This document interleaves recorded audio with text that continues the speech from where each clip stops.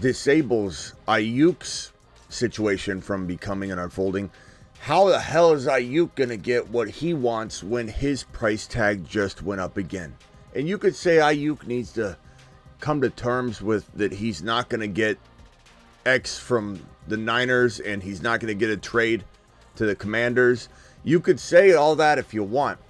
But one thing that is almost for certain, and nothing's guaranteed, Aiyuk could fold under pressure and just be stressed out and say, you know what, I'm going to sign this lesser contract. But what feels like a near certainty is that Aiyuk's deal just got a lot further away from happening, and that Aiyuk is going to need to come in, pull his pants up, roll his sleeves up, buckle his belt, and tie his shoes, and put down the backpack and white t-shirt, get on the field, start working, and play on his fifth-year option to go earn the bag in 2025. This deal, this $82.6 million guaranteed, coupled with A.J. Brown's $84 million guaranteed, coupled with Jalen Waddle's $76 million guaranteed, coupled with St. Brown, Amon-Ra, St. Brown, $77 million guaranteed, means that Aiyuk will accept nothing below probably $76 million guaranteed, and the Niners probably want to give him 68. This is a very, very, very unlikely thing to happen, the Brandon Aiyuk deal, off the back of the DJ Moore extension. And what's this mean for Keenan Allen? What's this mean for Adunze? What's this mean for Caleb Williams? We got a whole bunch more news to go over. We've got more Keon Coleman touchdowns. This guy's going crazy. We got a whole bunch more news to go over. Then phone calls, the Fantasy Football Show. Breaking news show. Monday through Friday, 8 p.m. Eastern. Every single Monday through Friday show begins right now. Live from the FantasyFootballShow.com studios. It's the Fantasy Football Show. Live! Monday through Friday, 8 p.m. Eastern. Smitty is also live whenever news breaks. From the FantasyFootballShow.com news desk, here is your breaking news. So DJ Moore, good on DJ Moore. Good job, DJ Moore, getting the bag. And, you know, is he worth it? Probably, yeah. I mean, I think he is. Is he going to get totally utilized? Is he in a crowded room? Is he able to earn this money? Is he kind of what Aiyuk is to the Niners, in a position where he's not going to be fed enough to probably warrant the money, but the Bears did it anyway? Like, they knew they had to pay him. The Niners don't feel that way about Brandon Aiyuk. And Aiyuk just saw his market solidify, cement into the $75 to $82.6 million guaranteed territory. And that's the guaranteed number. Like, the annual salary matters, but at the end of the day, this is what you're arguing with behind the scenes. You're not saying, make me a $30 million annual wide receiver, and then that's it. That's like going into the car dealership and say, like, you know, give me this payment. And they're like, well, we can get you to that payment, but you're going to have X number down, the interest rate. Like, you can fudge everything around. The main part is, what's my guaranteed money? And there's almost no way the Niners are even floating around $80 million. I can tell you that. The Niners are probably not above $70 million guaranteed.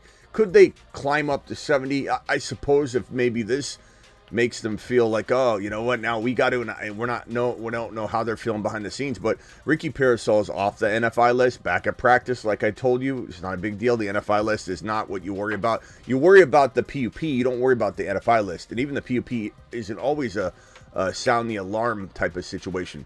NFI list is a procedural move that teams use in order to get extra bodies on the field to evaluate rookies longer. And they say, you got a banged up toe from last night getting the chocolate milk when you came down at midnight to get a little snack? Okay, we're going to go ahead and put you on the NFI list, the non-football injury list, so we can squeeze in a couple more bodies on the field. But you could stay on the field, you can practice, you can do whatever. You're just going on the NFI list. So calm down on the NFI list. And I saw somebody in here talk about Tyler Algier. Come on, bro. You really are just a news-consuming Ned that hears a coach say, yeah, we're going to use Tyler Algier. What do you need to hear? The coach has already come out. Zach Robinson's already come out. this entire staff has come out and said Bijan's gonna get fed. We're using him all over the field. There was a little bit of a hey, what do you think of Tyler Algier? And he's like, yeah, Tyler Algier is gonna be used. We love Tyler Algier. He's gonna spell Bijan. Like, come on, people. I hope to God that makes people move. I hope that makes people scared, because there's nothing there. It's a nothing burger. So John says Brian gets it. You let me worry about who gets what, John. Okay? You let me worry about who gets what in the building, John. As far as this deal, this is good for Caleb.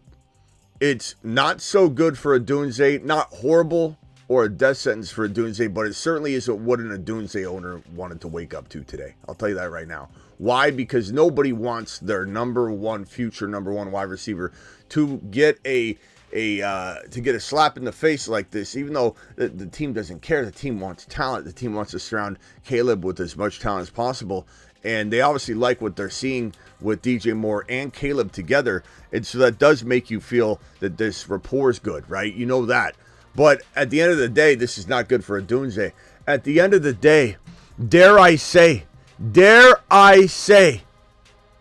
that this news, ladies and gentlemen, the DJ Moore extension has me placing Keon Coleman above Rome Odunze in my Dynasty wide receiver rankings. Do I draft him, above Odunze? You don't need to. But understand me now. Understand that this is a Keon Coleman crew. We are a Keon Coleman train. This is Keon country. And Keon Coleman's going to the moon. Mashed potatoes. Yeah, buddy. You may not like that. I don't like that I had to say it. I love Rome Odunze. But Rome Odunze's trapped in an awfully crowded environment. And there's no way he's going to do what Keon Coleman's about to do in 2024. I'm not saying that there isn't a world where Keenan Allen, the 87-year-old wide receiver for the Chicago Bears, is out of the picture next year or irrelevant. He falls off. And that you've got two players right here. Two players that are competing. And Odunze says, big contract, big deal. I'm going to show you what I can do. And they've got good rapport. I mean, this is like Tank Dell and Stroud.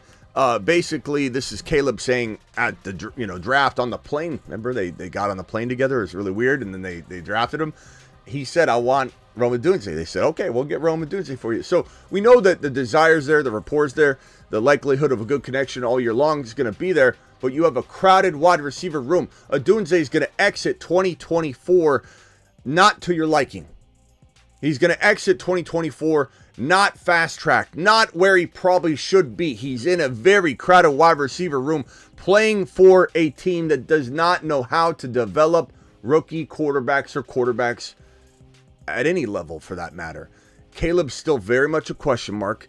Caleb is still very much a player that, and let me put on screen here that we're talking about Keon Coleman right now, because Keon Coleman's becoming a every 10-minute conversation on this channel, and he continues to put in work and do amazing things, and he's pulling in touchdown after touchdown after touchdown. He's pulling in big play after big play. Keon Coleman is a man among boys in the field already. Keon Coleman is looking like a third-year veteran, just like MHJ is looking. Keon Coleman sitting in a fast-track environment, getting fast-tracked every single day. Every day to Keon Coleman's like 7 days. He's in dog year mode. Keon Coleman is a dog.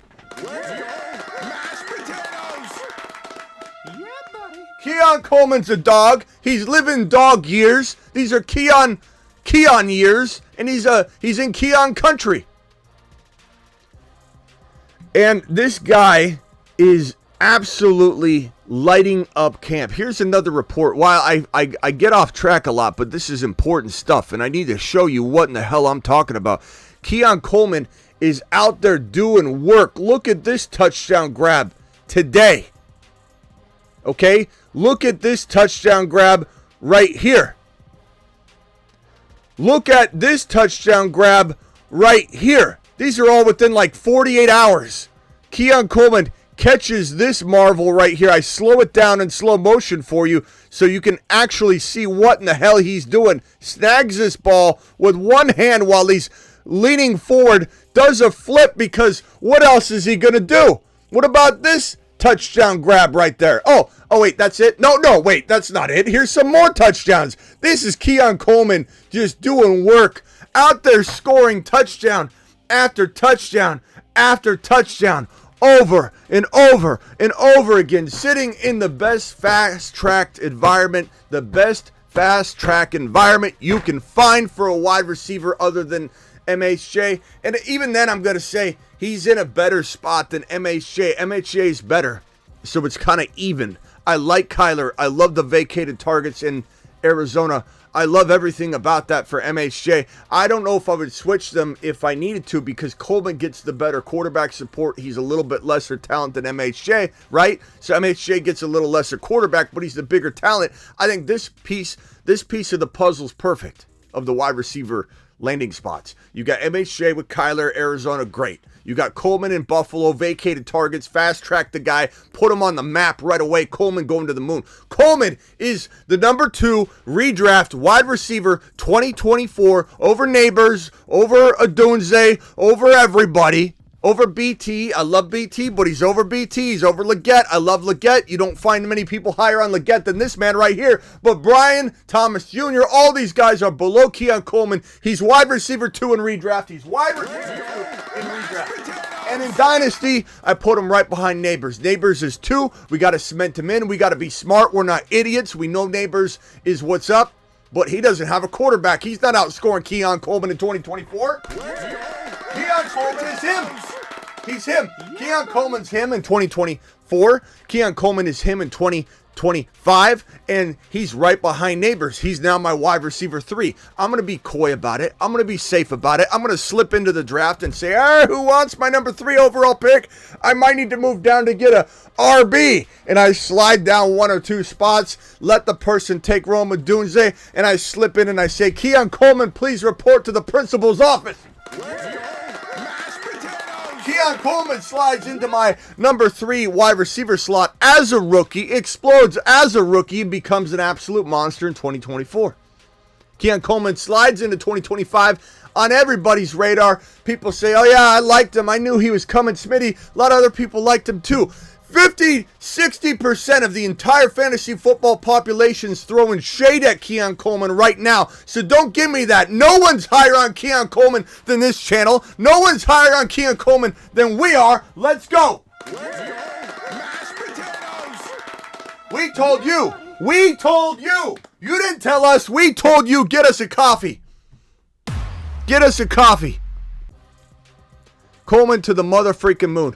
What happens? How's this all shake out now? What happens because of Rome Odunze's new friend DJ Moore getting the bag? It just limits Odunze. It just does. DJ Moore is a good wide receiver. He's 27 years old. He's going to deliver for at least 2 more years. I would say 1 to 2 more years at least. That's dangerous. That's dangerous for Odunze. But is DJ Moore going to ball out at 31, 32 years old? No. I think it's 1 to 2 more years that we see DJ Moore do DJ Moore type things. But is DJ Moore still the guy he was with Justin Fields with no other surrounding talent? The answer is no. The answer is DJ Moore is great. DJ Moore is good. DJ Moore came over and became a top 5 wide receiver. We said that was going to happen. We said that was going to happen because of this guy. Leave it on the fields. Just in time. Fields of dreams. Fields like making love. Outstanding in his fields. Fields so good. Fields General. My field's good. Uneven playing fields. Battlefields tested. Fields. Fields. He's for reals. This guy Fields is the reason DJ Moore popped out and became a monster. Okay, a sleeping giant. DJ Moore, I don't know that he's the same player. This is kind of like trying to say, hey, Rashee Rice will be the exact same player he was if he plays the whole season, right? No, you don't really realize that so much has been added to the offense. Rashee Rice, if there was no bad news at all during the offseason to distract you about what was going on and being built around Rashee Rice, you'd be panicking.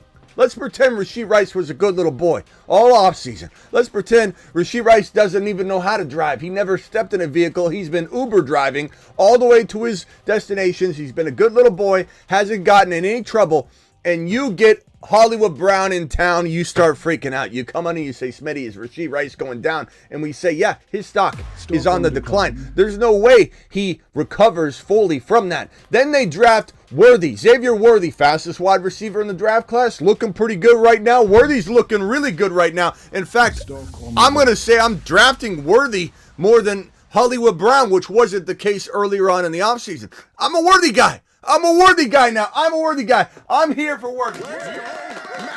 I like Worthy. Worthy's doing great things. Mahomes likes Worthy. It doesn't matter what I like. It matters what Mahomes likes. I don't have a difference or a say on what happens in KC with the wide receiver rooms.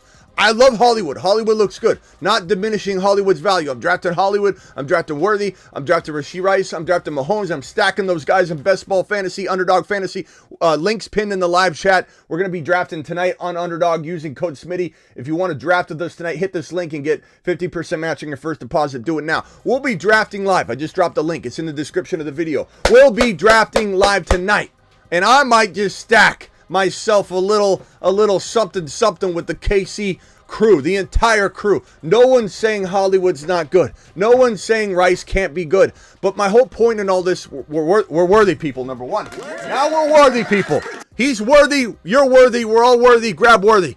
The thing that has changed here, though, is that this is a crowded room now. Rashee Rice, had you just seen him be a good little boy all offseason, and let's say he didn't get in any trouble, you'd be running for the hills on Rashee Rice's value. You're confused right now. I don't blame you. You're confused because there's so much going at him, and now you're like, okay, he doesn't get suspended, so the balloon isn't deflated. The balloon got deflated when Worthy and Hollywood Brown were on the roster.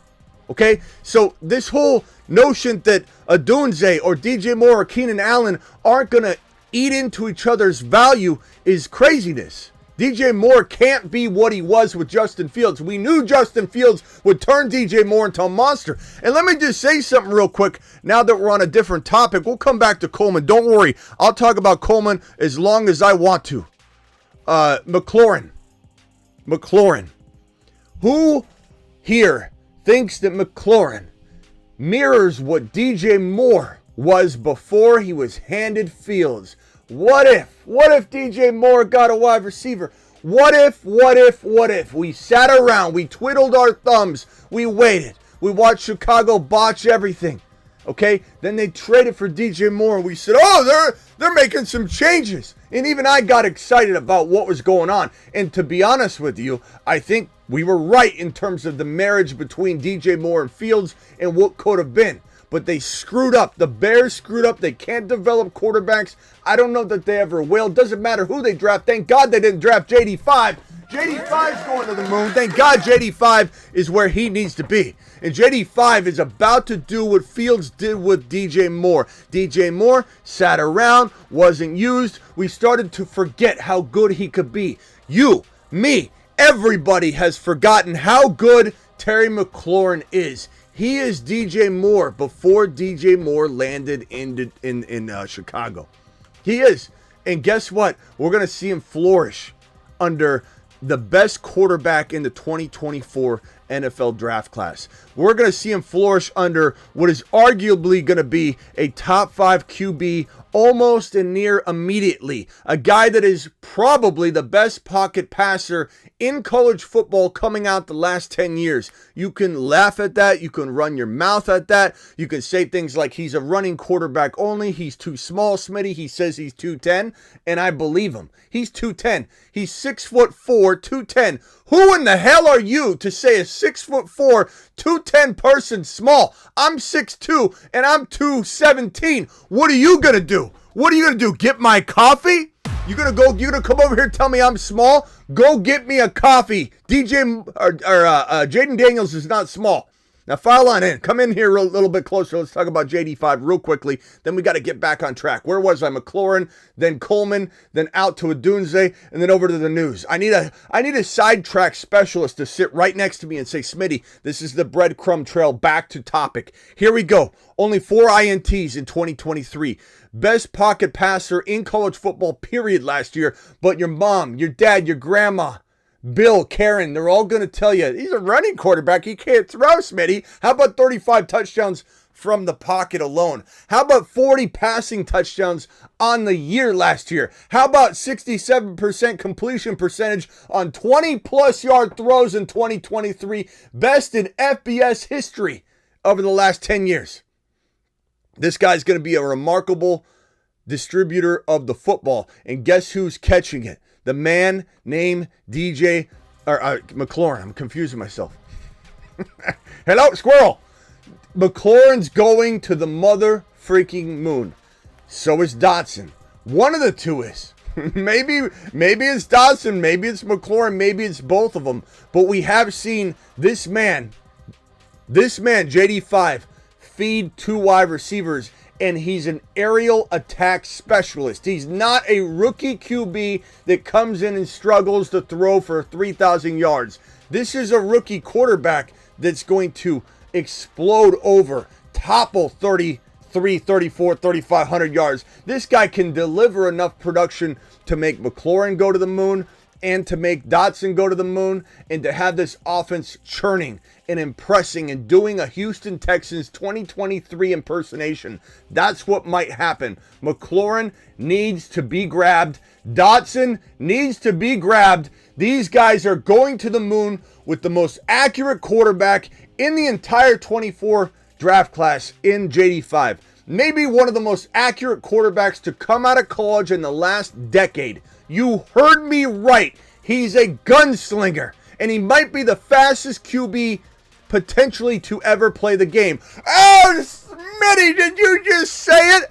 I did. Get me a coffee. I love that people think that line's crazy. Did he just say this might be the fastest QB to ever play the game? You heard me correct. I did say that. I'll continue to say that. This is my show. I'll say whatever the hell I want. This is what I believe. It's also what Jaden Daniels believes. This here from the Washington Today. Jaden Daniels says he would have ran a 4.25 in the 40-yard dash had he run.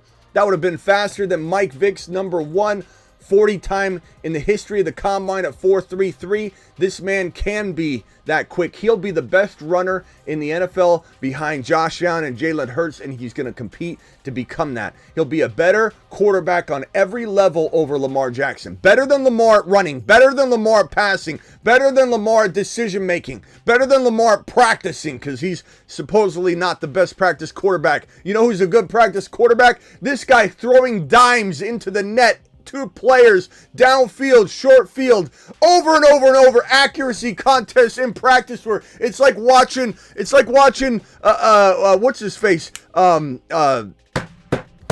Steph Curry shooting threes. You know, Steph Curry will literally be walking to the bathroom at halftime. He'll just throw the ball up at half court and it goes in the first try. Steph Curry's doing that left and right. Jaden Daniels is stepping back, throwing it into the net every single time, into a square this big, and you see the net go, and the whole crowd goes, and you know it's his first attempt because he's an accuracy machine. JD5 is going to the moon. He's the easily the best quarterback in this draft class. If you think Caleb Williams is better than JD5, I am laughing. You can see it on my face. I'm happy and be awaiting your phone call when we open the phone lines. Okay, McLaurin to the moon. Dotson to the mother freaking moon. Do not sleep on Dotton. Don't sleep on Dotton. Dotton. He's doing good things, Dotton. I heard about him. Dotson going to the moon. McLaurin going to the moon. Odunze is a tough. This is tough for me to say. It's tough for me to hear. It's tough for me to rethink. But stock's on the decline. Doesn't mean he can't be a good receiver. Doesn't mean he won't do well. DJ Moore, I think this is stagnant for him. I don't think he goes up or down. I think it's good for him that he's got long-term security. It might make him excited. Or does he do what a lot of players do? When they get the bag, they somehow don't deliver. It happens all the time. Maybe injury opens the door to a Dunze, and we see a Dunze shine. I love a Dunze. But this man, Keon Coleman, has now passed Rome Odunze as my number 3 wide receiver in the entire rookie class. Long-term Dynasty. He's my number 2 redraft. He's my number 3 Dynasty, and his name is Keon Coleman. Mashed potatoes! Yeah, buddy. And he needs an animation video drop ASAP. ASAP. Okay, next piece of news. Let's drop it like it's hot. We've got this one right here. Caleb Williams, while we're on the topic, Caleb made a couple of wow-type throws to Rome Odunze today, but a lot of balls hit the ground in practice. It's that time of year, though. The pads come on, the speed intensifies, and rookie QB struggle with consistency. No alarm bells. It happens everywhere. This is a lot of Browns beat reporters talking about this, so they're always going to sugarcoat it. However, I'll be honest and fair. I'm going to sugarcoat things too. We're all going to have a little bit of bias involved. I believe I'm the least biased person you could have in front of you right now delivering news. If JD5 was struggling, I'd tell you. I'd probably put you at ease if he was, but I wouldn't hide it from you. I'm not that kind of person. I am somebody that does come out with the unbiased look at things. I think people mistaken my passion when I double down on something as he's digging his heels in and he's just picking his side, but it's not. It's about me trying to calm the storm. When everyone said Jahmyr Gibbs wasn't going to actually do that well, Smitty, Monty looks really good. I came in and I doubled down, not because I wanted to save face. I came in to double down because this is how I knew it would play out. So you have to understand that. We got super chats right here. Let's get to these, and then we'll continue on with Caleb Williams. This one, Jonathan, $20 holler from Jonathan. Let's go. Alert. Super chat alert.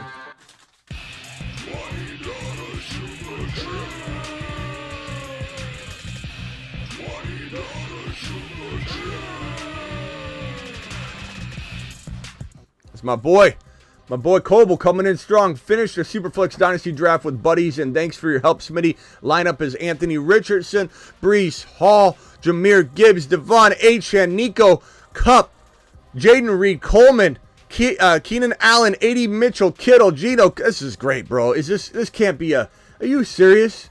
So you got AR5, and who's your other quarterback? It's okay. So your QB2 is a struggle bus, but you should have got Fields in Russell Wilson as that second QB. You got a great team, though, bro. You got an outstanding team. Gino's okay. I would try and turn Gino into Fields and Russell Wilson somehow, bro. Tight end, Kittle. No, that's fine. Kittle's fine. Great team. Smitty approved. You've just been... Also know that, we definitely love having the 2 QBs, but it's a dynasty. It's a super flex. It's not a mandatory 2 QB, so you don't necessarily have to go any certain way at that super flex. It's just you're probably going to more times than not score more with the quarterback, but it depends on the quarterback, right? You just shove another quarterback in there like, oh, I'm going to put, Goff in there over like a running back like Achane or Kyron. I'm not doing that. I'm starting Kyron or Achane at Superflex over Goff. So you just got to be like careful not to play the Superflex game too much when you're looking at value on the board. That's why I like those later second quarterback options like Penix Jr. and Cousins in Dynasty. I mean, Coble, I gave you the secret. The secret to winning a Dynasty Superflex. I've said it for months now. It's Cousins and Penix Jr. as your QB2. Because nobody wants to draft a ticking time bomb, an expiration date in Kirk Cousins, so he falls. And nobody wants to take Penix Jr. too high because he's not the starter yet. So, I mean, that's the answer. The secret weapon, Dynasty, Superflex, kill your league, crush your league, make everybody spend every waking hour going, how'd he do this? How'd he do this? So, you did miss that. And I've told you that for months now. But your team is killer, bro. Your team is amazing. Rockout says Mahomes got appetite for speedy Worthy. He does, and he looks really good. And Worthy's climbing my board rapidly. And sometimes it takes seeing a player in a quarterback, mesh. There's no, hey, Smitty, you have to be first to everything. Like, I admit I'm not going to be the first person on the Worthy train. Don't come in and say we weren't higher on Keon Coleman than anybody, since even when this marriage first happened. Don't come in and try and say we weren't higher on Achane, we weren't higher on Kyren, we weren't higher. We take pride. Higher on Gibbs, higher on Breece Hall, higher on Bijan. No one competes with those. Nobody. You're getting coffee for us. You didn't tell us, we told you. We told you. We told you. But we can't be first on everything. We have to take things as they come. Some things are wait and see. It's July 30th. It's not even August. If we switch directions, that's smart. You don't want a content creator that comes up here and goes, well, I said Worthy wasn't going to be good, so I'm going to stick to my guns because my Excel sheet says it from June. So I have to be an Excel sheet Eric. I'm not that guy. You come in a month later, miss a whole bunch of shows and go, oh, now he's high on Worthy. You don't know what in the hell you're talking about. Worthy's going to the moon, apparently, and we're here for it. Are we the 8th person on the shuttle instead of the first person? So be it. We're not always going to be first. We can't. Sometimes when you're not first, you're not always last, but we're here. And not Saturn, but moon, the moon. He'll at least go to the moon. Worthy's looking good. Viral says, yo, Smitty got the 9th overall pick in a 12-man half PPR. Thoughts on the second-round pick? Too early, 4th round. Who are you looking? I'm looking Kyren in round 2. I'm looking at Achane in round 2. I'm doing one of those two things almost 9 times out of 10 in your situation. And I take Bijan or Gibbs or Breece Hall if they're there. I go robust RB. What? Does he go robust? We go robust RB. How does that make you feel? Does it make you feel warm and fuzzy or uncomfortable? Coble dropping another. Been nabbing tons of Keon at the perfect ADP. Love it. Smitty approved. You've just been Smitty approved.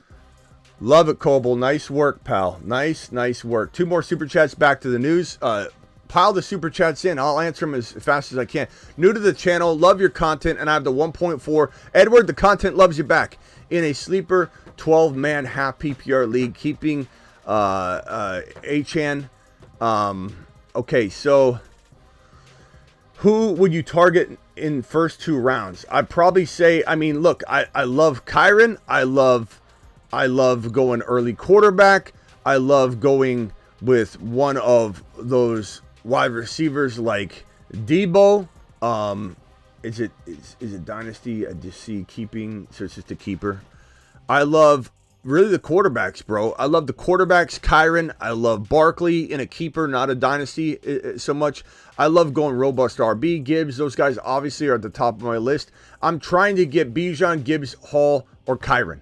That is my one request for you, is to couple one of those guys with your Achane and go to the mother freaking moon. Edward, appreciate your super chat. Keep them coming, in the channel loves you, pal. Monday through Friday, 8 p.m. Eastern, every single Monday through Friday, rain or shine. We're live most midnights Eastern to live draft, and then I'm also additionally live whenever big news breaks. Rockout says Mahomes got, I already read that one. Thank you, Rockout. All right, back to the news and super chats. Keep them flowing. Keep them flowing. Let's see here. Caleb Williams made a couple of wows. Okay, and then a couple of dirt balls. This is gonna happen. It's fine. I'm not trying to ride Caleb Williams's faults here and not talk about his good stuff. That's what I'm trying to say. I'm bringing you unbiased balance. And so you see that he's doing good and bad, and at least he's not doing all bad. Like, there's some good there. He threw a nice ball to Adunze, they said. I looked at it. It looked pretty good. I wouldn't say it's like the Christian McCaffrey touchdown today. Like, you look at a Niner update, or even, just a regular news, Twitter page or something, and they're like, Christian McCaffrey just caught a 60-plus yard touchdown from Brock Purdy, and you're like, oh, wow, okay. And you go watch the video, and Christian McCaffrey catches the ball, and there's like a defender right there that kind of gets his arm on him. There's another defender, and then one's right here. He's like in front of him, and he slows down, and McCaffrey kind of just jogs, and they caught a 60-yard touchdown. Like, come on. There's a time and a place. Like this right here. These are all magical throws. These are magical throws, magical catches, contested. I'm not trying to grab some weird touchdown where the guy's just wide open, just running down the field. I'm showing you contested stuff. This is a guy going out and making remarkable play after remarkable play in very, very tough situations, okay? Different, but like that Christian McCaffrey report, you need the slow-mo version of that, slow-mo version of that. Look at that. Oh, wait, we done? No, wait, there's more Keon Coleman touchdowns. The last 48 hours, he's been scoring like a madman. There's one. Okay, I think that's it, right? No, that's not it. There's another one. Let's look at this one. How about this like toe tap, arcing of the back, catching that ball? Okay, I think we're done now, right? Are we done now? No more Keon Coleman touchdowns? Oh, wait, there are more touchdowns, but we're running out of time. So, anyway, that just, be warned that not every report, not every touchdown is crazy good. That McCaffrey touchdown wasn't a touchdown. It was a nice little wide open catch by McCaffrey, and he had players that couldn't tackle him, that were like touching him. If it was two-hand touch, he'd be down. So it's wild. Some of the reports, you got to be careful. Whenever I see a Keon Coleman caught a touchdown, I want to see the video footage so I can put it in my montage. I want to keep this. I want 15 or 20 of these in this video clip, but I'm not going to sit here and come and go, he caught a touchdown without looking at it, because I don't know what it is. So some of these, even the negative stuff, like a player tips the ball. But bottom line is, Caleb has not been perfect, but he's been decent. But not even great. He's been decent. And this is another report. Caleb Williams will not play Thursday night in the Hall of Fame game versus the Texans. Probably best not to go out and have him struggle in a big spotlight.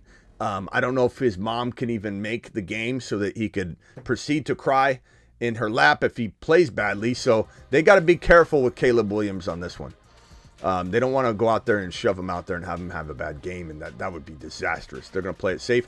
Jaylen Hurts had a number of design QB runs so far. Kellen Moore is going to use his legs this year. Oh, Smitty, they're going to take away the brotherly shove. Jaylen Hurts isn't scoring any more touchdowns, Smitty. He's not going to be a 10-plus touchdown guy anymore. Jaylen Hurts is going to the mother freaking moon. Mashed potatoes! Yeah, buddy. Jaylen Hurts. Let me tell you a little story about a man named Jaylen. This man, Jaylen, has back-to-back double-digit touchdown years on the ground. This man, Jaylen, 6'1", 223 pounds, can squat 600-plus pounds, can out-squat most linemen in the NFL.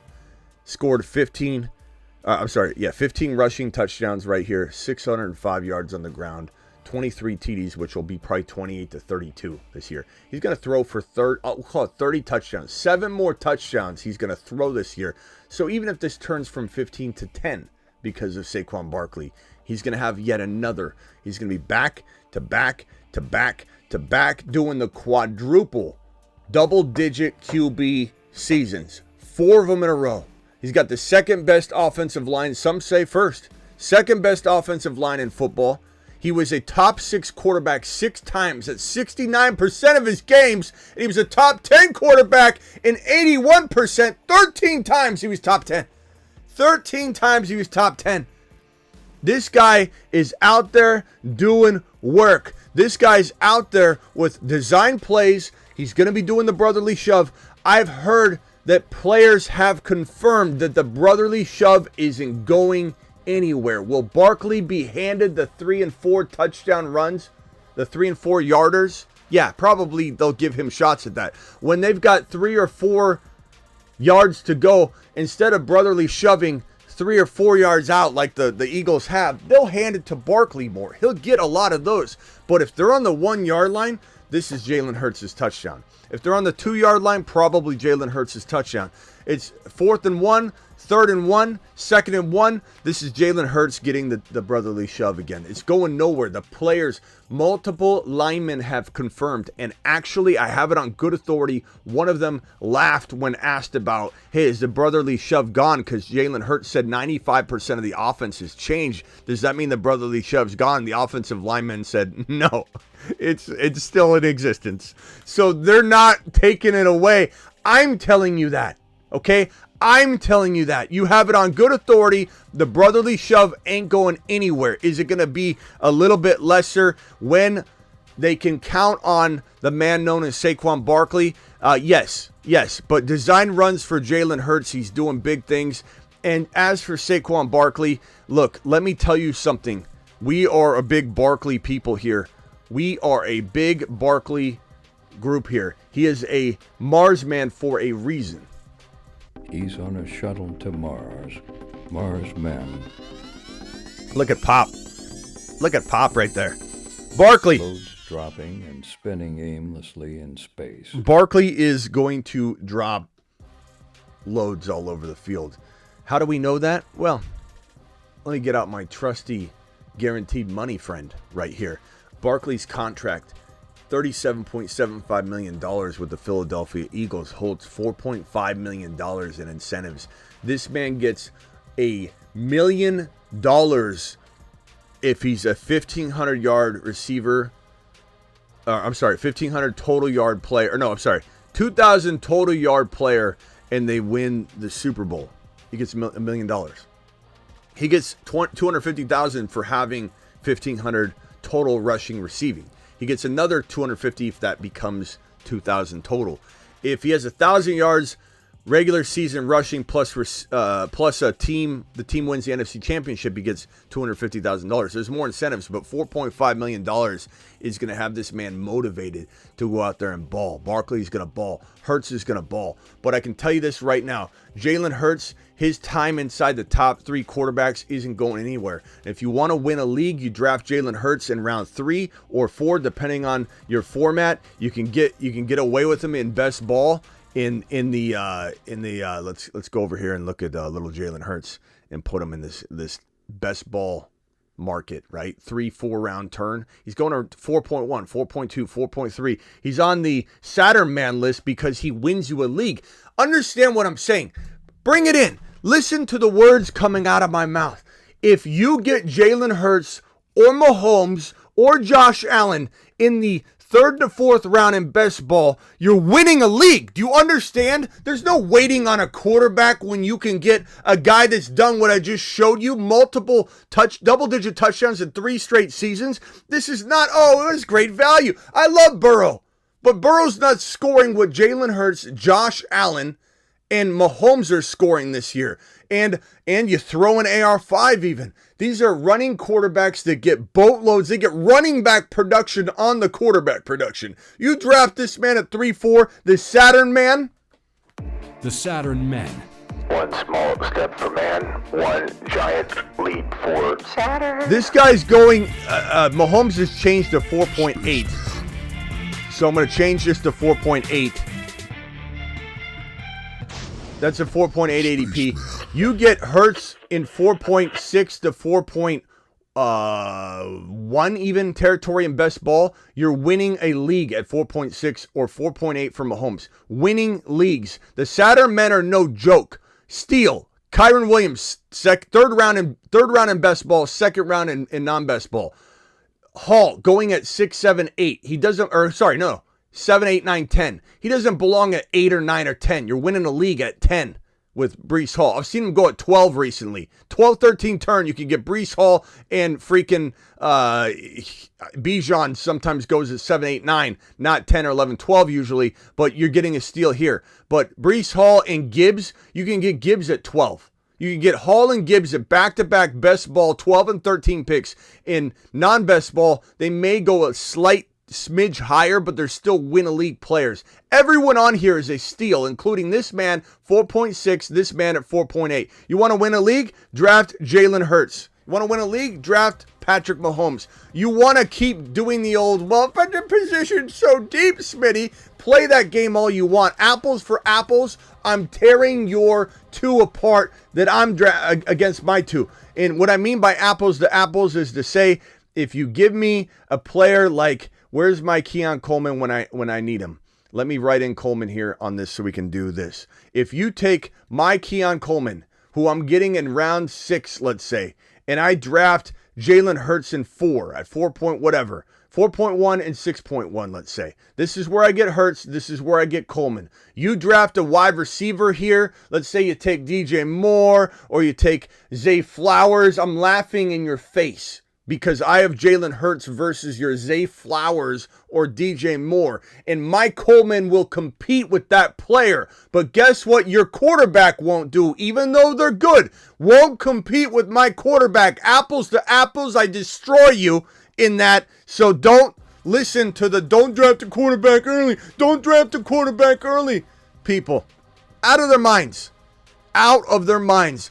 As is, sometimes I feel like this Raiders organization is completely out of their minds as well, because you have an organization that just, they have the pieces to do well. The defense, they have, potentially another year left, maybe a year and a half, maybe if they're lucky 2 years left in Adams, but let's call it 1 year.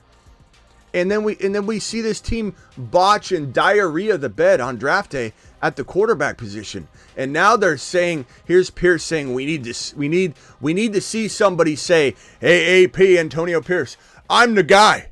I'm the guy for the Las Vegas Raiders. I'm going to quarterback this thing. You know what you don't have, Antonio Pierce? I'll say this. I love the guy. I love the guy. He seems like a player's coach, but you don't have the knowledge yet to coach a team. You may have the raw mentality. You might be a player's coach. You might be able to motivate some people, but you crap the bed. You diarrhea all over the bed on draft day when you let Penix Jr. and Bo Nix slip from your kung fu grip. All you had to do was get aggressive and trade up, but you sat back like a worried William, like a petrified Peter. You sat back and said, one of them will fall. And now look at you. You're sitting there with a team that does not have a quarterback, and you're saying things like, we need to have somebody say, I'm the guy. O'Connell, I'm the guy, Smitty. My name's O'Connell. I'm the guy. Or you need Minshew to say, I'm the guy until I get hurt, or I'm the guy. What are you doing? This team is not going to have success this year, and it's all this man's fault. And I wish I didn't have to say that, because I was so excited about what I thought he could bring to the table, and now he's going to have a horrible season, and the Raiders will probably be a top, I don't know, top bottom 5 team, bottom 6 team. Is there a chance they somehow stay afloat? Is there somehow they go 3-1 and then they call Tom Brady and say, I don't know how we did it. We stumbled and fell into a defensive win, and then a loss. And then Tom Brady, can you please come back before things get out of control? We're handing you a 4-1 team. And we're in here going, wow, did you see that Raider win? Good on the Raiders. Good on the Raider defense. Raider defense winning games. Like, can that world exist? Absolutely. And I hope it does. I'll be rooting for it. I won't even feel ashamed of myself if it happens. I'll be rooting for it, because then Tom Brady has that open window and invitation to come back to something that's winning. That's what it is. So, as of right now, I'm not liking it. Aaron Rodgers is not going to be returning to football during this preseason. So we're going to see him enter right here. So Robert Saleh said that Aaron Rodgers, who is recovering from his Achilles injury, is unlikely to play in the preseason. So he's going to not get any rust out. I don't know how I feel about this. I don't really want him on the field, but at the same time, I'd love to see him go out and take a snap, hand the ball off 2 or 3 times. You know what I'm saying? That's probably what I believe would be best. Go out, hand the ball off, maybe throw 1 pass, and then get the hell out of there. I don't know that I want him going onto the field like he did last time and then have that fear, but I don't know. It should be okay. Aaron Rodgers not playing any preseason games, so that is, both a little bit alarming, but also not that big of a deal at the end of the day. Okay, let's talk about this guy. Holy smokes. Do you guys know who this is in the left corner of the screen? I believe you do know, because there's only one player in the National Football League that catches touchdowns. Actually, 2 of them. That catches touchdowns exactly like this. It's Mike Evans and Drake London. Drake London is Mike Evans 2.0. I didn't stutter. I didn't hesitate. I didn't equivocate. I'm being clear as can be. Drake London is the next Mike Evans. I'm not stuttering. It's right in front of your face. This guy catches footballs contestedly better than any wide receiver maybe in the National Football League until MHJ enters the equation here real soon. This guy is one of the best metrics-wise. This is data. You like data? Here you go. One of the best, I believe he was top 5 contested catching wide receivers in the National Football League in certain metrics and parts of the field. This guy is an absolute marvel when it comes to, hey, he's over there somewhere, let me just throw it. Look at this. Look at this. Kirk Cousins or Penix Jr. is going to have a field day throwing the football to Kyle Pitts, who also pulled in a nice little grab today. Mashed potatoes. Yeah, buddy.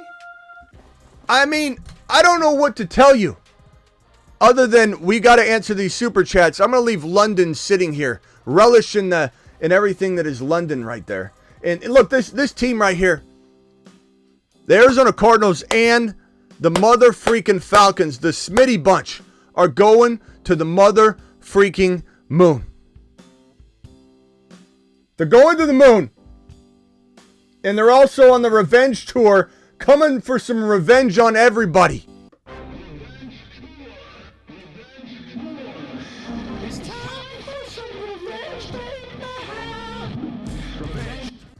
All right, we got a couple super chats that we got to get to. Elgin dropping a $1 holler. Elgin, appreciate that. $1 holler. Elgin dropping another super chat, $1 holler. Elgin, thank you for dropping those 2 $1 hollers, my guy. Ron Navy dropping a $20 holler. Ron Navy to the moon. Alert. Super chat alert.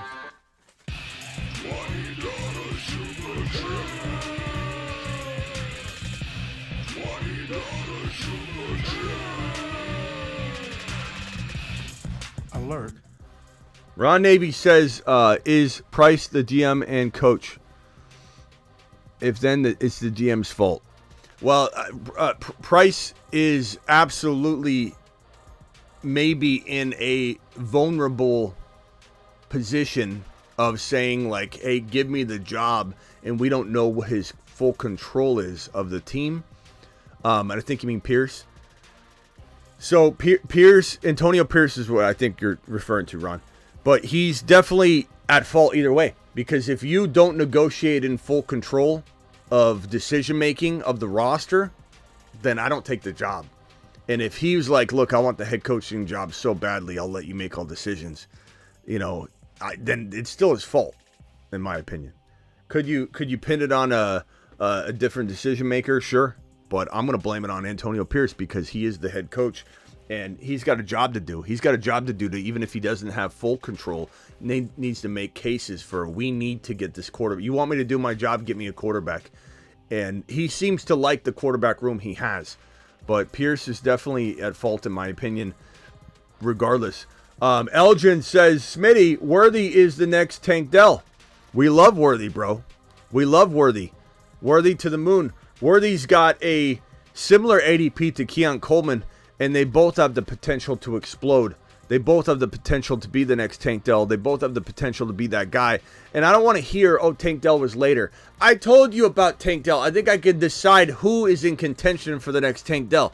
And even when we say who's the next Puka Nacua, stop acting like it has to fit some criteria that you want. It can fit whatever criteria I deem that I want to speak to. And you can speak to whatever you want. But the next Puka Nacua, the next Tank Dell is Keon Coleman. Worthy's definitely in the conversation. You want to go deeper, Javon Baker, McMillan, Burton. Those guys are all in the conversation as well. So there are a lot of candidates for it, and there's deeper versions of what we're talking about. But I think I have the right to say whatever the hell I want about the next Tank Dell.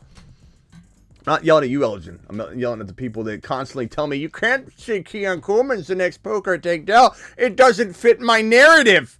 It doesn't fit my narrative. Superfish's Rockout said that you missed his first super chat. I don't think I did. Let's go look. Rockout says, no Coleman slander. Coleman is him. I guess I did miss that. Thank you, Superfish, for super chatting about a super miss by me.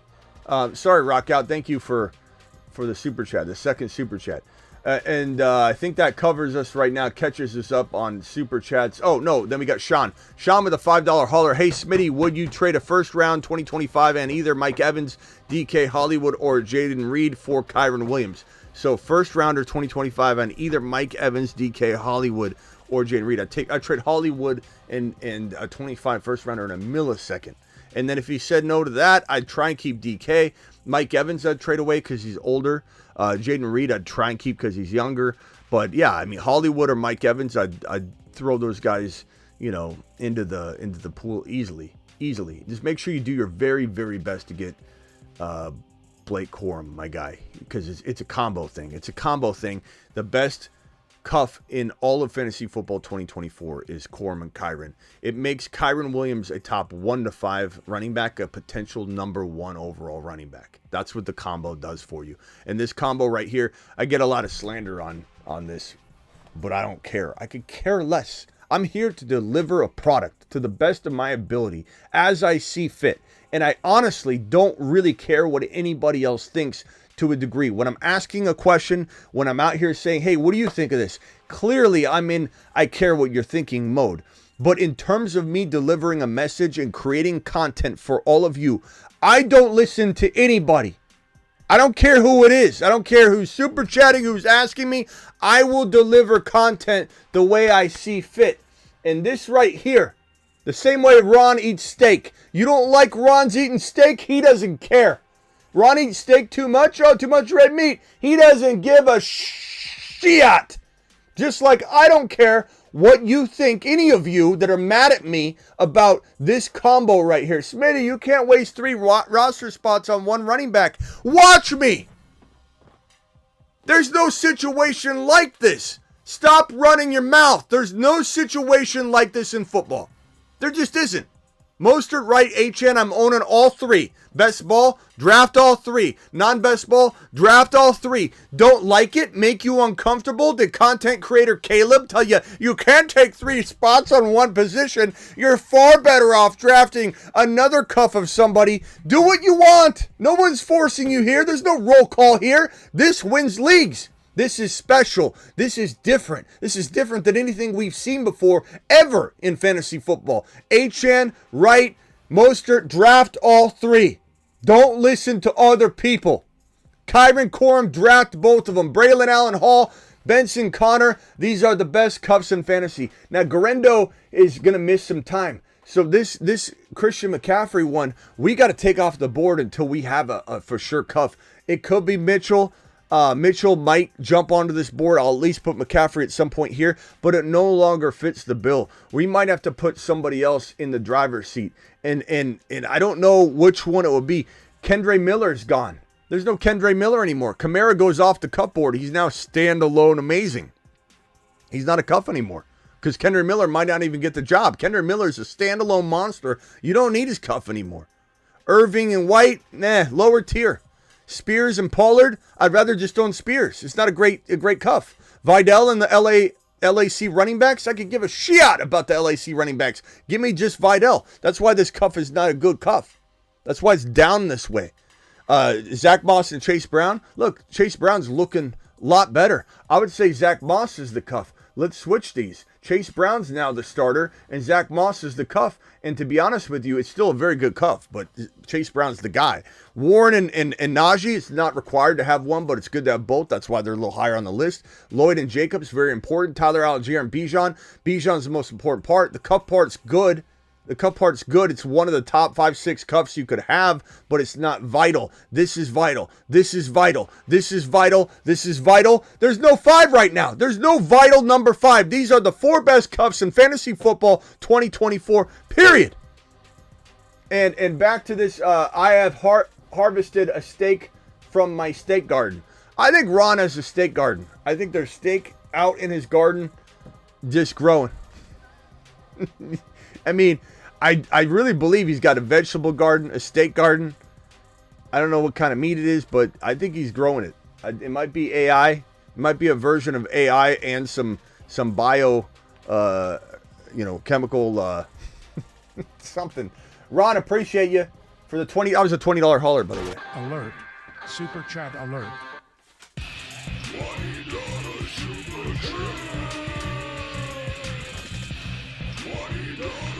If Ron drops another 20, I'm emptying the briefcase because he's been dropping a lot lately. It's all adding up to 100. The briefcase comes out when somebody drops a hundo. So Ron, I'll unleash that when the time's right. If you no pressure, just Jay with a $10 hauler. $10 haulers get moonshots. $10 haulers get my attention. And this guy says, Smitty, Coleman pronouns. He is him. He is him. Picked up a spot in a new league this year. Superflex have picked 3. Second QB, please advise. Wait on our hammer QB, please advise. You nailed it on Jordan Love last year. Yes, I did. Jordan Love absolutely won leagues. My answer to Superflex is Fields and Russell Wilson, not because I love Russell Wilson, because it guarantees you a QB spot. My Dynasty Superflex guaranteed almost guaranteed monster win move is to grab both Penix Jr. and Kirk Cousins. It is a win-a-league move. Those are the guys, bro. Those are the guys. I'm not saying there aren't others. I'm not saying you don't grab like Penix Jr.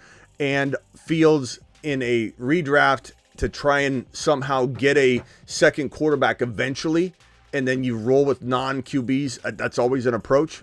But I certainly love going quarterback in round 1, and then just in general, and then going non-quarterback until I get to the point where I feel like I got to jump off and grab one.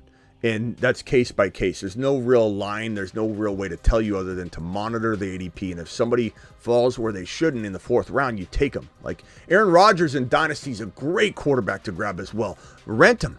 Rent an Aaron Rodgers in round 5 if he falls there. Kirk Cousins goes that late, and then you cuff him. He goes even later than that, and you cuff him to Penix Jr. Just make sure you get Penix Jr. Do not misfire on getting Penix Jr. That would be my answer to that.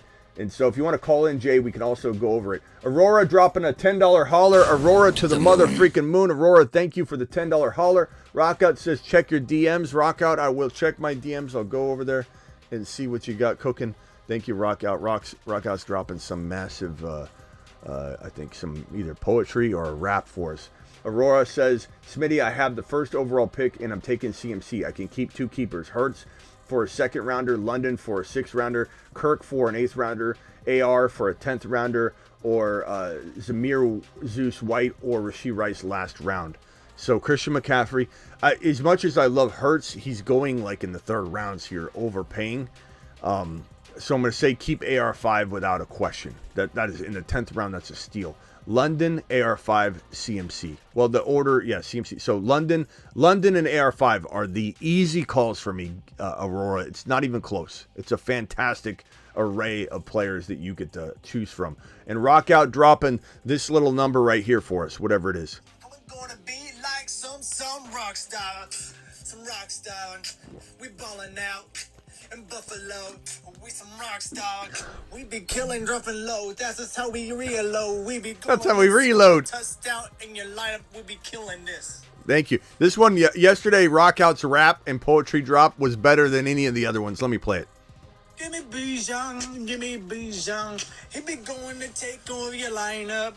Go give him some the pasta. Give him some pasta. Call it straight Bijan.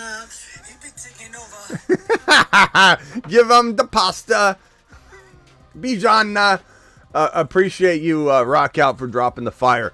Okay, where do we leave off? Any super chats come in? I'll answer them in order in which they're received. Let's go over to this. Give him the antipasta. Rock out to the moon. London.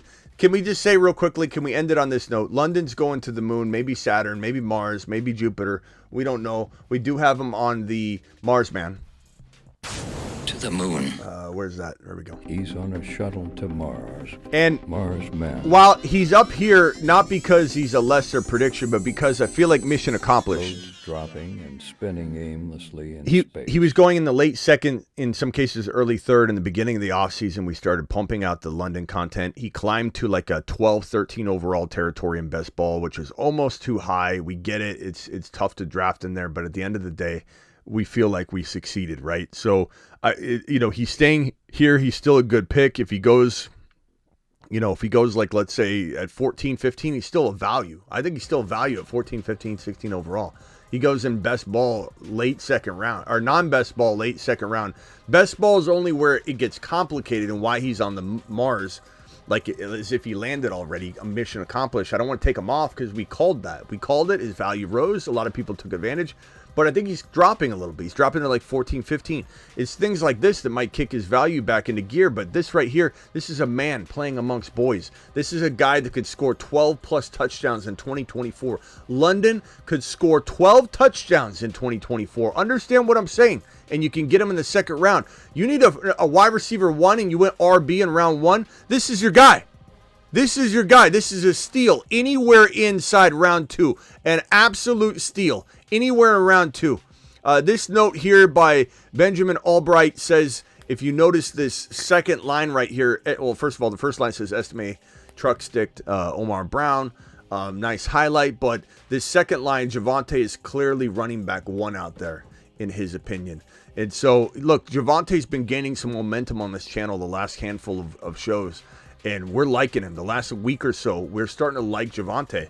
I'm not saying I draft him with tons of confidence because this is Sean Payton. Sean Payton does use multiple running backs. He always kind of has. He's also not very upfront about how he uses them. He also changes directions. He does weird things. Javonte feels like a very good bet this year if the ADP remains like dirt cheap, near free. So I'm starting to like Javonte more and more and more. Things change, but it is what it is. You know, we take a gamble on him or we don't. You know, it's not like you have to. Gesicki pulling in. Look at Gesicki, one-handed catch. You guys see this? Look at Gesicki. Here's the ball right here in the middle of the screen. Look at Gesicki, and he grabs this. He grabs this ball. It drops a little bit. He jumps up really high. Joe Burrow just threads the needle. Gesicki looking awesome. This is like a jump ball drill or something. And he looks great. He looks great. Gesicki pulling in a nice grab. And I'm excited about what Gesicki might bring to the table this year. Joe Burrow getting a little help outside of the wide receiver room might help Jamar Chase and those wide receivers get open more because they need to feel threatened. Defenses need to feel threatened by the tight end position, and they haven't for a little while now. So now we get Gesicki to come in there, and he's always been good. It's just, can he stay healthy and all that? But I like Gesicki looking good. Looking good. This right here, J.J. McCarthy has reportedly been struggling in training camp, specifically against the team's starting defense. He's had some ups and downs per O'Connell. This is what I feared, and I think Darnold looking good. And I don't think Darnold's going to – I think Darnold's like Russell Wilson, looks great in practice, throws a great ball in practice, according to Matt Mayako, the 49ers Golden Boy beat reporter.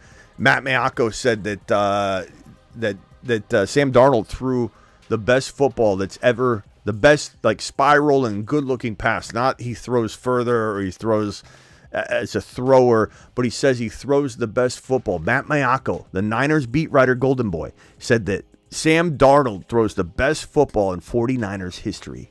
Wow! He was there 1 year. He didn't do anything, but he throws the best football? So this is a practice guy. Sam Darnold's a very good practice guy. And McCarthy's not. So that's, the practice guy is going to end up starting. But I think there's not enough time for McCarthy to gain any momentum on this. So McCarthy's going to be sitting back. Now, I will say this. McCarthy's in good positioning. Because if McCarthy was to go out there with Sam Darnold, who's been looking good behind him, McCarthy would fold like a chair instantly. At least now he's the one that gets to, with his back against the wall, no one nipping at his heels. Sam Darnold goes out and gets hurt, which I think is highly likely, or he just fails. And then now McCarthy's got no pressure, and he goes in and he doesn't have to worry. That's the best scenario anyway. But I think McCarthy's not it. I think that the Vikings struggle hardcore this year. I think they're very confused. They don't have an identity. They don't know what in the hell they're doing. They bring in an old man Aaron Jones, and they have a young wide receiver room. None of it fits. None of it makes sense. And Aaron Jones is past his prime anyway. He's not going to stay healthy. I like Ty Chandler a little bit, but this is an injured, tight end room. Their wide receiver in Addison's driving, like crazy and sleeping on the freeway, driving like crazy on the freeway, probably looking at we're hearing maybe a 2 or 3 game suspension for Addison because of the previous situation, but we'll find out. Jahan Dotson on Jaden Daniels. Wow. This is where I perk up in my chair whenever there's Coleman news, whenever there's JD5 news, one of the fives. JD5, Dotson said this. Me and Terry were talking about it on the sidelines. He puts the ball in places that make our jobs easier, putting it where you can get it. Special talent, this guy JD5. This coming from Jahan Dotson on his boy, on his quarterback. Jaden Daniels is special. Jaden Daniels, Keon Coleman, and Marvin Harrison Jr., all three are coming for everybody in their first year. Keon Coleman, JD5, and Marvin Harrison Jr. are fighting for the Rookie of the Year already. These guys look like third-year veterans. Marvin Harrison, so JD5, real quickly, just on this, JD5 is out there looking like a veteran, out there accurate as can be, knifing the ball in between small windows, just absolutely looking glorious. And then MHJ reports are that inside the locker room, the experienced wide receiver Zay Jones and Michael Wilson, who's not a young, not a rookie, these guys are saying things like, we're going to learn so much from MHJ. We can't wait to learn under him. This is a rookie. JD5, MHJ, and Coleman are absolute marvels. They're taking the league by storm. They look like third-year players. And Jahan Dotson agrees with what I'm saying. This news right here. Trevon Diggs returning from his torn ACL. This is good news. He passed his physical and is being removed from the PUP list. He's expected to be on the practice field today, so we should hear more about this. This was devastating when it happened, so it's good to have the boy back, and I can't wait to see what happens, but stay tuned on that. Deshaun Watson completely misses his target. There's tons of reports out where he's just looking awful, and there's two things that are for sure. The sun will rise every morning, and Deshaun Watson will never return to what he once was. Those are the two guaranteed. Oh, and Cam Akers and J.K. Dobbins will never stay healthy. Those are the four near guarantees in life that I can give you and offer you. And that Banshee, the TV show Banshee on Amazon Prime is one of the most underrated shows in the history of TV. And Kingdom on Peacock. You watch Kingdom, the MMA. It's a fictional show. It's a fake show, but it's about an MMA family. I promise you. You'll come in and thanking me. Smitty, I'm so grateful that you gave me so many hours of binging worthiness. Kingdom on Peacock and Banshee on Amazon Prime. There are just 4 or 5 things in life I can almost guarantee you. Banshee, Kingdom, you'll love. Watson will never return to form, and J.K. Dobbins and Cam Akers won't stay healthy. That's it. Those are the only things I can almost promise you. This right here, I guess I can promise this too. Danny Dimes sucks. Danny Dimes has never created a top 30 wide receiver, and this I can promise you too. We're only going to be hoping and praying that Locke somehow works out, because Danny Dimes will not give Neighbors what he needs. Neighbors sat out today a little bit, and the whole team fell apart. Not that they were jiving and looking amazing all the time anyway, but with Neighbors off the field, they couldn't do anything.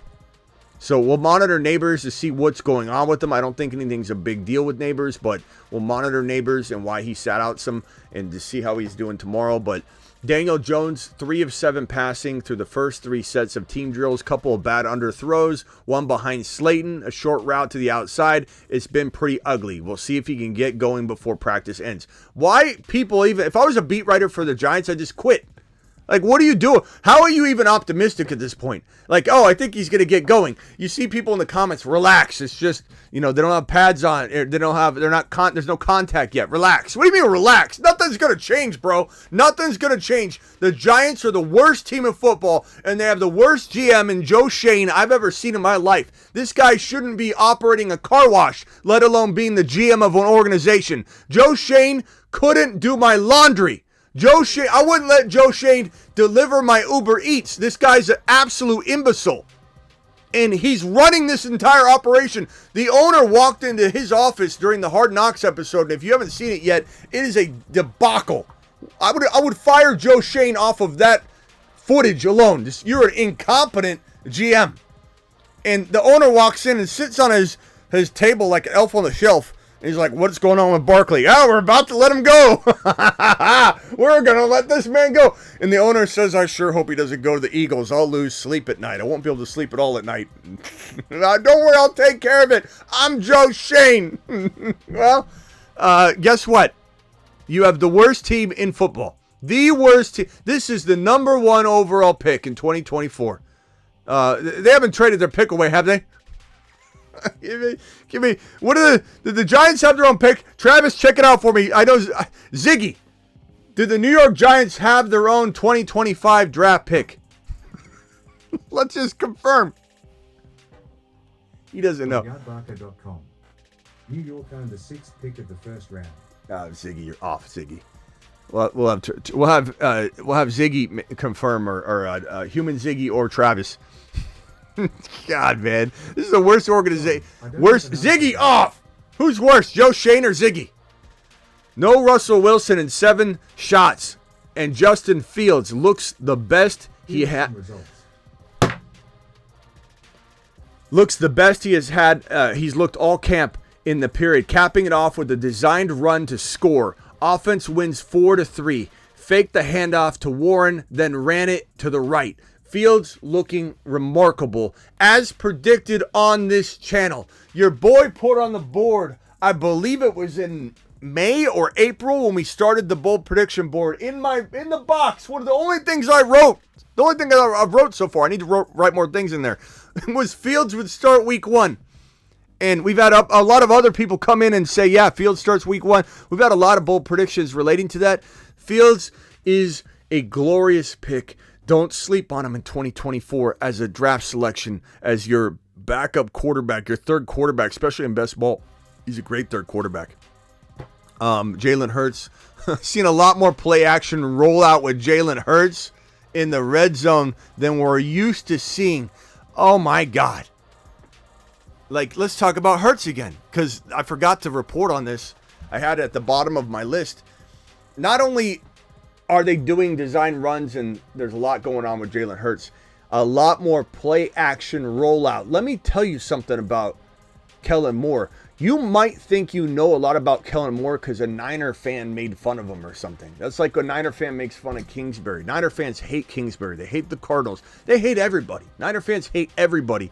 And you might hear Kingsbury sucks. Kingsbury is amazing at what he does well, which is offensive coordinating. And yeah, he's like Kyle Shanahan. Kyle Shanahan's an awful head coach, an amazing first-class offensive coordinator. A Niner fan's going to go, huh? Kyle Shanahan, he got the team to a Super Bowl last year, Smitty. No, his offensive coordinating got him in the playoffs and had an amazing year because he's a great offensive coordinator. His bad coaching lost. His bad coaching tried to lose the Green Bay game. His bad coaching tried to lose the Detroit Lion game. And his bad coaching lost it at the end of the day. So he's a great offensive coordinator like Kingsbury. So mind your P's and Q's when you start talking about Kingsbury when you're talking about basically the same person in Kyle Shanahan. At the same time, though, we're talking about Kellen Moore and his failures, and people are going to say, hey, he's bad in LAC. They got rid of him. He walked away, but here's the thing. He had Keenan Allen as the 3rd best wide receiver in the league last year. He's always had a top 7, top 8 wide receiver. CeeDee Lamb, that entire Dallas Cowboys is the remnants of Kellen Moore's system. Kellen Moore is electric. Kellen Moore is going to have, whether it's A.J. Brown or Devontae Smith, explode into the top 5 wide receivers, and it could be Devontae Smith. It really could be Devontae Smith. People need to understand Kellen Moore's a magician. It doesn't matter how bad he was in LAC. He's not supposed to be a head coach, just like Kingsbury. It doesn't matter how bad he was here. He's an amazing offensive coordinator. Kellen Moore and Kingsbury are fantastic for these situations. And we're going to see a 95% different offense. And Jaylen Hurts, word out of Eagles camp is that the ball doesn't touch the ground. that Jaylen Hurts is looking sharp as can be, and we're seeing more play action rollouts with Jaylen Hurts in the red zone, which means he's going to scramble, score touchdowns more frequently, not just up the gut getting injured, but also throwing on the run when defenses are spying him and they don't know how to contain a scrambling Jaylen Hurts that does even more than he did last year running the ball. And then you got a wide open Goddard, a wide open Saquon Barkley in the flat, a wide open Devontae Smith or A.J. Brown. A.J. Brown and Devontae Smith both might have double-digit touchdown receptions this year. This might be a 30, we'll call it a 30 touchdown passing Jaylen Hurts and a 10 to 12 rushing touchdown Jaylen Hurts. You heard me right. 40 touchdowns for Jaylen Hurts in 2024. You heard me. 40 touchdowns total. Mashed potatoes. Easy. That might be his floor. That might be his floor. I'm just saying, you're getting 40 touchdowns. This is not a dialing back of Hurts because Kellen Moore changed the offense. Okay, let's see here. I assume people are defending Kyle Shanahan. That's fine. You can think whatever you want about Kyle Shanahan. I hear it a lot. And I said what I said, and I stand by it. Those that know me know I will. Roman Wilson appears, he left on a cart, got injured. We thought maybe like ACL or something. It seems to be ankle, but he's considered week to week, not day to day. He'll be week to week. But this is a huge setback. But Calvin Austin gets to potentially excel here. So you want a sleeping giant in this situation because of the Roman Wilson injury. Calvin Austin potentially to the moon. Dial into the show. Phone lines are open. Call into the show. Call into the show.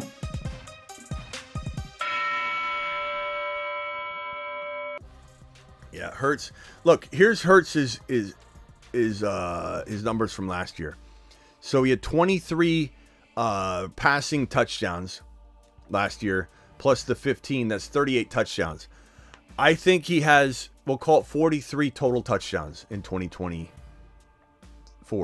43 to 45 total touchdowns for Jaylen Hurts is my guesstimation for 2024. That's going to be a marvelous year. Yeah. Josh Allen, who has been QB1, QB2, QB1, QB1, QB6, and back-to-back years. That's crazy. 1-2, 1-1-6. Unbelievable. This guy had 15 rushing touchdowns too. And I think you're going to see a very similar total touchdown number for Jaylen Hurts that Josh Allen had last year. And I don't think Josh Allen's touchdowns go down at all. At all. He might throw a little more and maybe run one or two less or something. But Hurts is going to the moon. All of them are going to the moon. These top three quarterbacks. Mahomes is going to the moon. And for those that want to doubt Mahomes, we got Mahomes looking like a marvel too. 7-1-4-3-8-1. Those are his QB finishes over the past 5-6 years. He was QB1 1 year ago. Last year, he has a slump year, number 7. But he was QB1 in 2022. He's got a arguably top 5 to 7 in that range offensive line. And Mahomes is going to absolutely crush. Keep in mind, he had 0 rushing touchdowns. I actually looked this up, and I had to look it up 3 times. I'm like, wait a minute, this can't be right. He had 0 rushing touchdowns last year? Mahomes is going to score, I think, 45 total touchdowns this year. Hurts, Mahomes, and Josh Allen are going to win leagues. And it doesn't mean AR5's not getting in the mix. Doesn't mean that Stroud's not getting in the mix. Doesn't mean Dak can't still be in the mix. But those guys are the bona fide studs that have that 10-plus total touchdown production on the ground. They're like running backs. But they're also very good throwing quarterbacks. So it's not like you're getting very watered down, passing stats with the running back numbers. You're potentially getting a 30 touchdown passing quarterback with all 3 of those guys with a 10 rushing touchdown running back, all in one stat total. Let's see here. We have a lot of people on the phone line. If everybody can mute themselves until you're called upon, it would be greatly appreciated. Scuba, Steve, you are the first one. You've been waiting. I appreciate you. You're live. Hey, Smitty, thanks for taking my call. I just wanted to chime in because you're talking about the Eagles and Kellen Moore. I think he's a great offensive guy. So I know you're talking about like his quarterbacks that usually do good in the wide receivers. But for the most part, the running backs usually do good too. Yeah. When he was on Dallas, Ezekiel Elliott, he was one of the top running backs in fantasy in the system. And I know that this year that Austin Eckler struggled, but before that in that system, Austin Eckler was doing pretty good. So I think that Saquon Barkley, I think this is the year that he can ball out. I mean, I don't know how long he's going to be there more. If like the offense fizzles out, like maybe like towards like the end of like the second and third years or whatever. It's going to be great. But like the first year, I think that Saquon Barkley, I think he could finish. He could like threaten. I think as like to put up like that season where we're looking at it like in the next year, he could be like the number one running back because just off of that system alone, man. Yeah, Barkley will definitely, as I always tell people, no one, including myself, knows how good Barkley could be this year. We don't have a clue. We have no clue because this guy has been doing it in the worst situation known to man, handcuffed. He's had his arms handcuffed behind his back and then handcuffed to one of his legs. And he's been out there doing everything he can. He has the second best offensive line in football. Barkley gets handed the second best offensive line in football.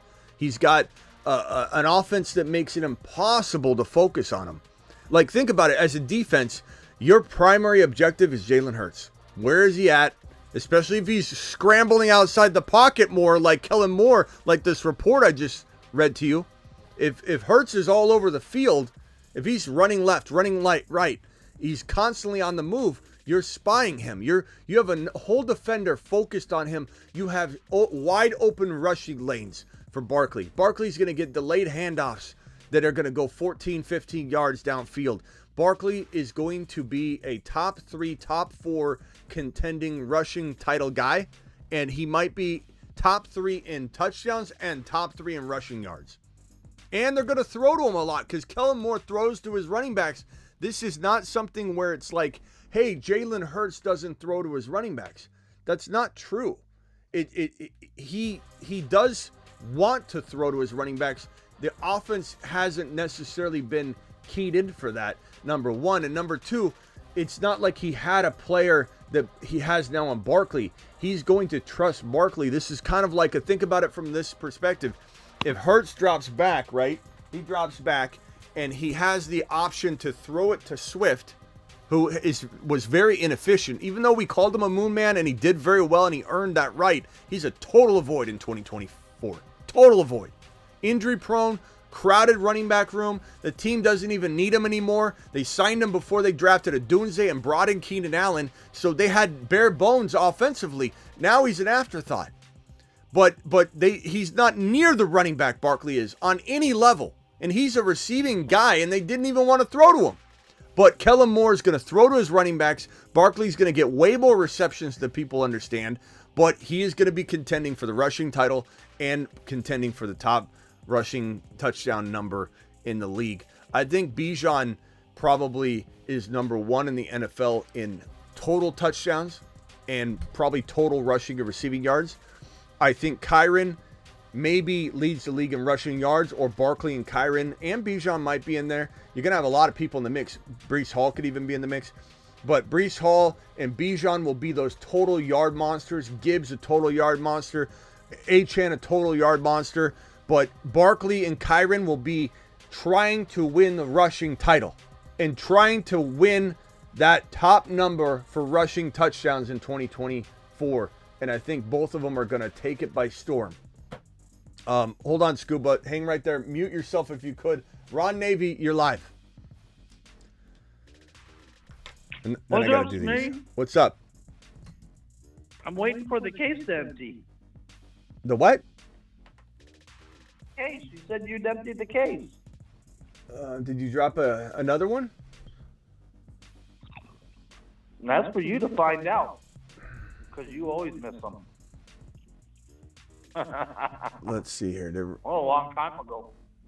Did Ron drop let me see. Was it a super chat? Or was it gifted memberships?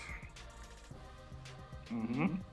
Gifted That's why you missed it. My system isn't letting me do it. Gifted memberships? Okay. How many did you drop, Ron? Just so I can put it on here.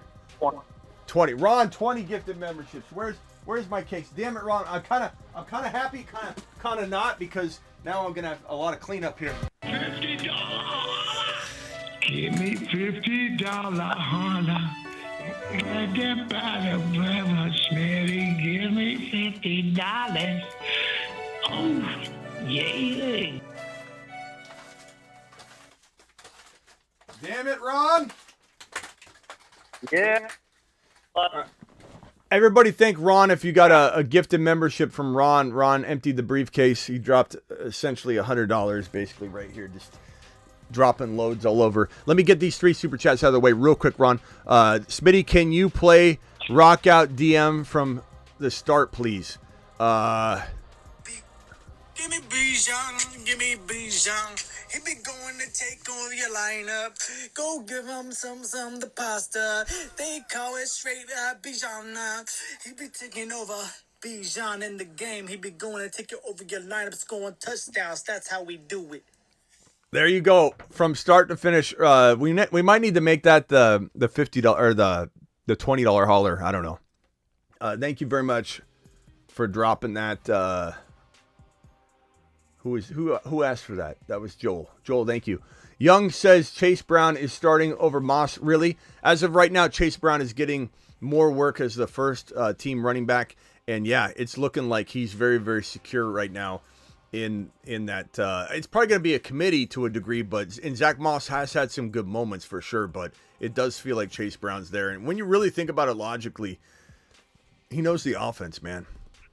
You know, Chase Brown came in with some thunder at the end of the year, and Zach Moss has got to learn everything. I'm not saying he won't, pick it up quickly, but Chase Brown's got all the momentum, and that's what we're hearing. So it's double down time on Chase Brown. Dynasty Superflex startup, 3 wide receivers, 2 tight ends, Baker, Stafford. Oh God, those are in a Dynasty league quarterbacks. Oh my God, St. Brown, Tyreek Hill, St. Brown, Devontae Smith, I assume. DK, CMC, Jacobs, and Njoku, Schultz, Jets. You got a really good team other than those quarterbacks. So Stafford's pretty good, as your second quarterback. You could probably skate by. I'm curious to know if this team was like top 3 last year with that quarterback play, because Baker did decent and Stafford did good. So I wonder how you finish. Could you get by for one more year? Maybe. I would want the Penix Jr. Cousins situation, because you get long-term value in Penix, you get Cousins or Penix balling out this year no matter what. I feel like that would be crafty next to Stafford. So, past that, I mean, I don't know, man. It's so hard to trade for Aaron Rodgers on the cheap, trade for rent quarterbacks. I don't know that I'd tear this down. You can win right now. Maybe trading CMC in some sort of like Achane and quarterback upgrade. You could explore that. Maybe Kyron. And CMC for Kyron in a quarterback upgrade. Maybe explore that, because a lot of people are down on those 2 players. Those are the avenues I would take it, Sebastian. You can call in if you want more help or want to kick around some more ideas. But that is, you got Penix Jr. instead. Okay, Penix Jr. Then go get Cousins. If you got Penix Jr., simple solution. Go get Cousins using Baker and draft picks, whatever the case may be. All right, let me go back over to Ron Navy. Everybody else, including Nate, who I just added. Nate, mute yourself, please, Nate, until I call upon you. Ron Navy, go ahead and continue. Hey, did you hear? Well, I sent you a picture of that hot dog. You can look at it if you haven't seen it, but they're really good, by the way. And it totally doesn't look like a normal hot dog. Okay. It's better. What Ron's talking about is he slips in a random conversation, and everyone's like, what in the hell? I wanted to know if there's a way to find truly all beef hot dogs, because all beef just means it needs to have a certain percentage of real beef, and the rest of it is like trimmings of gross things. And when you learn about it and you see them get made and you're watching too much TikTok, you end up starting to gross yourself out of eating hot dogs sometimes. And I was just like, is there like a steak hot dog? Is there some kind of amazing I'll look into it. Ron, send me a photo of, try and find it online and send me a photo of it. I've seen a lot of online. I already did. Okay, good.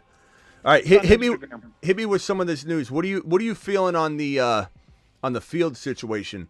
What are you hearing locally about, or at least those that you follow locally on it, because you're a big Steeler fan? Are you hearing that the excitement is within the organization that Fields is going to take it? I know they want to breed competition to make them both play better, but like, what's the vibe in like Steeler camp with Justin Fields' early success? Because he's been tearing it up. Yeah, well, they're liking both, but they're kind of leaning that it's still going to be Russell Wilson. That's what Tomlin's leaning toward.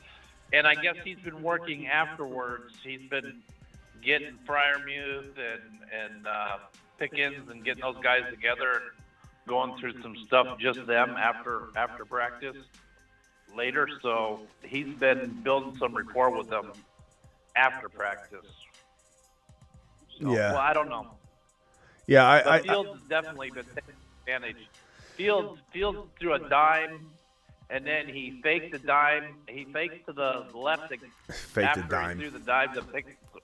Faked the dime. Yeah, he took off. He faked one, and he did an end around, and he just he ran it in for a touchdown himself. Yeah, he looks great. And what I love about Fields is he's playing with no fear. He's the one taking the job if he does take it.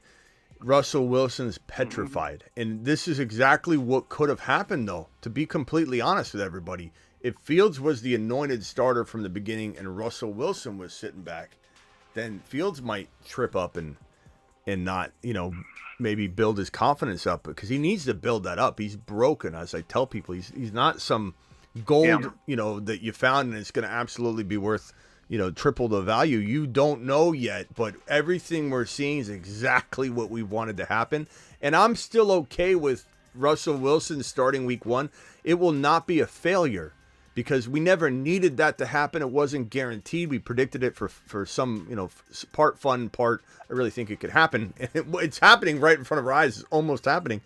But it's okay if he doesn't start week 1 and Russell goes out and looks mediocre. They'll pull the plug. If Tomlin does not lose games, maybe he doesn't win playoff games, and Ron can go on a rant on that, but they don't lose a lot of games. If they start losing early, Tomlin will pull the plug immediately because he doesn't want to get, he doesn't want to get underwater early on in the season. Fields will get, if they lose the first 2 games, Fields starts week 3. Guaranteed. And I'm not saying this the Steeler defense can't muster up a win and that but Russ is like such a good practice player. People forget that he's not the same guy in the field. He's such a good drill guy. He's so good at the Pro Bowl, contests and throws dimes into the corner of the end zone. And then when the whistle blows and it's time to play real ball on the field, he turns into a little bit of a pumpkin.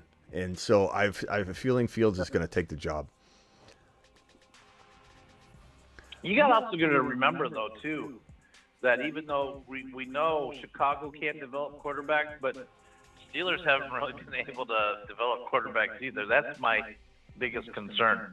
Yeah, I would say in defense of that, they just haven't had big names since Big Ben, though. You haven't had anybody. So it's like, I don't know that you failed to develop. I know you like Pickett. I did not. I don't think they've had a single good quarterback yet. So we'll have to see what happens. Dynasty Superflex got offered Corum and a 25 second and a 25 third for ETN. Already have Brees, Kyron, Braylon Allen. No, bro. Corum's a nothing. He's a handcuff, and he's a golden handcuff. He's an absolute lottery ticket to getting the same production that Kyron's going to have. If Kyron misses time, Corum steps in. It's absolute a must to have the duo. But you can't go and give away an ETN, bro, and get second and third round value in return. If you were getting like a first rounder in Corum, like we'd have to have a conversation about where the first rounder could be for me to even have this conversation with you. But a second and a third, and that's why you're coming to me, Jonathan. So I'm not mad at you. I'm just trying to set you straight with passion and say, you do this, you're folding just in panicked fashion. You're Panic Peter. You're trying to get Corum and Kyron together because you heard me say it's a must. Don't give up ETN. That is not the way to go about it. You need to get so much more for him. You're in the driver's seat there. You don't need to get rid of ETN. You don't need to get rid of him. Thomas says, I missed his membership. Let me see, Thomas. Let me see what you did here. Thomas, your celebratory message, you mean? Thomas says, I usually go over these at the end because they're harder to find during the show, but I'll try and look them up as we go. Saw news, Tyler Algier heavily involved, ? We addressed this at the beginning, Thomas. This is the most ridiculous, no offense, I'm not mad at you, Thomas, but guys, he was asked a question when coaches and staff are asked about a player, they're going to say, yeah, we're going to use Algier. He's going to be on. Of course they're going to use him. He's a backup running back. Of course they're going to use him a lot. He's a backup running back. You need to spell Bijan. Bijan will be receiving the ball. They might be on the field at the same time. You've already heard the coaches say numerous times, we're running Bijan. We're using him as much as we possibly can.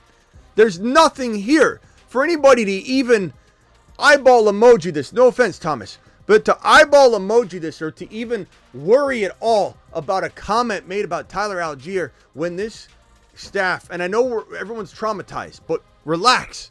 There's nothing happening here. You've already been completely told till you're blue in the face that Bijan's going to Saturn.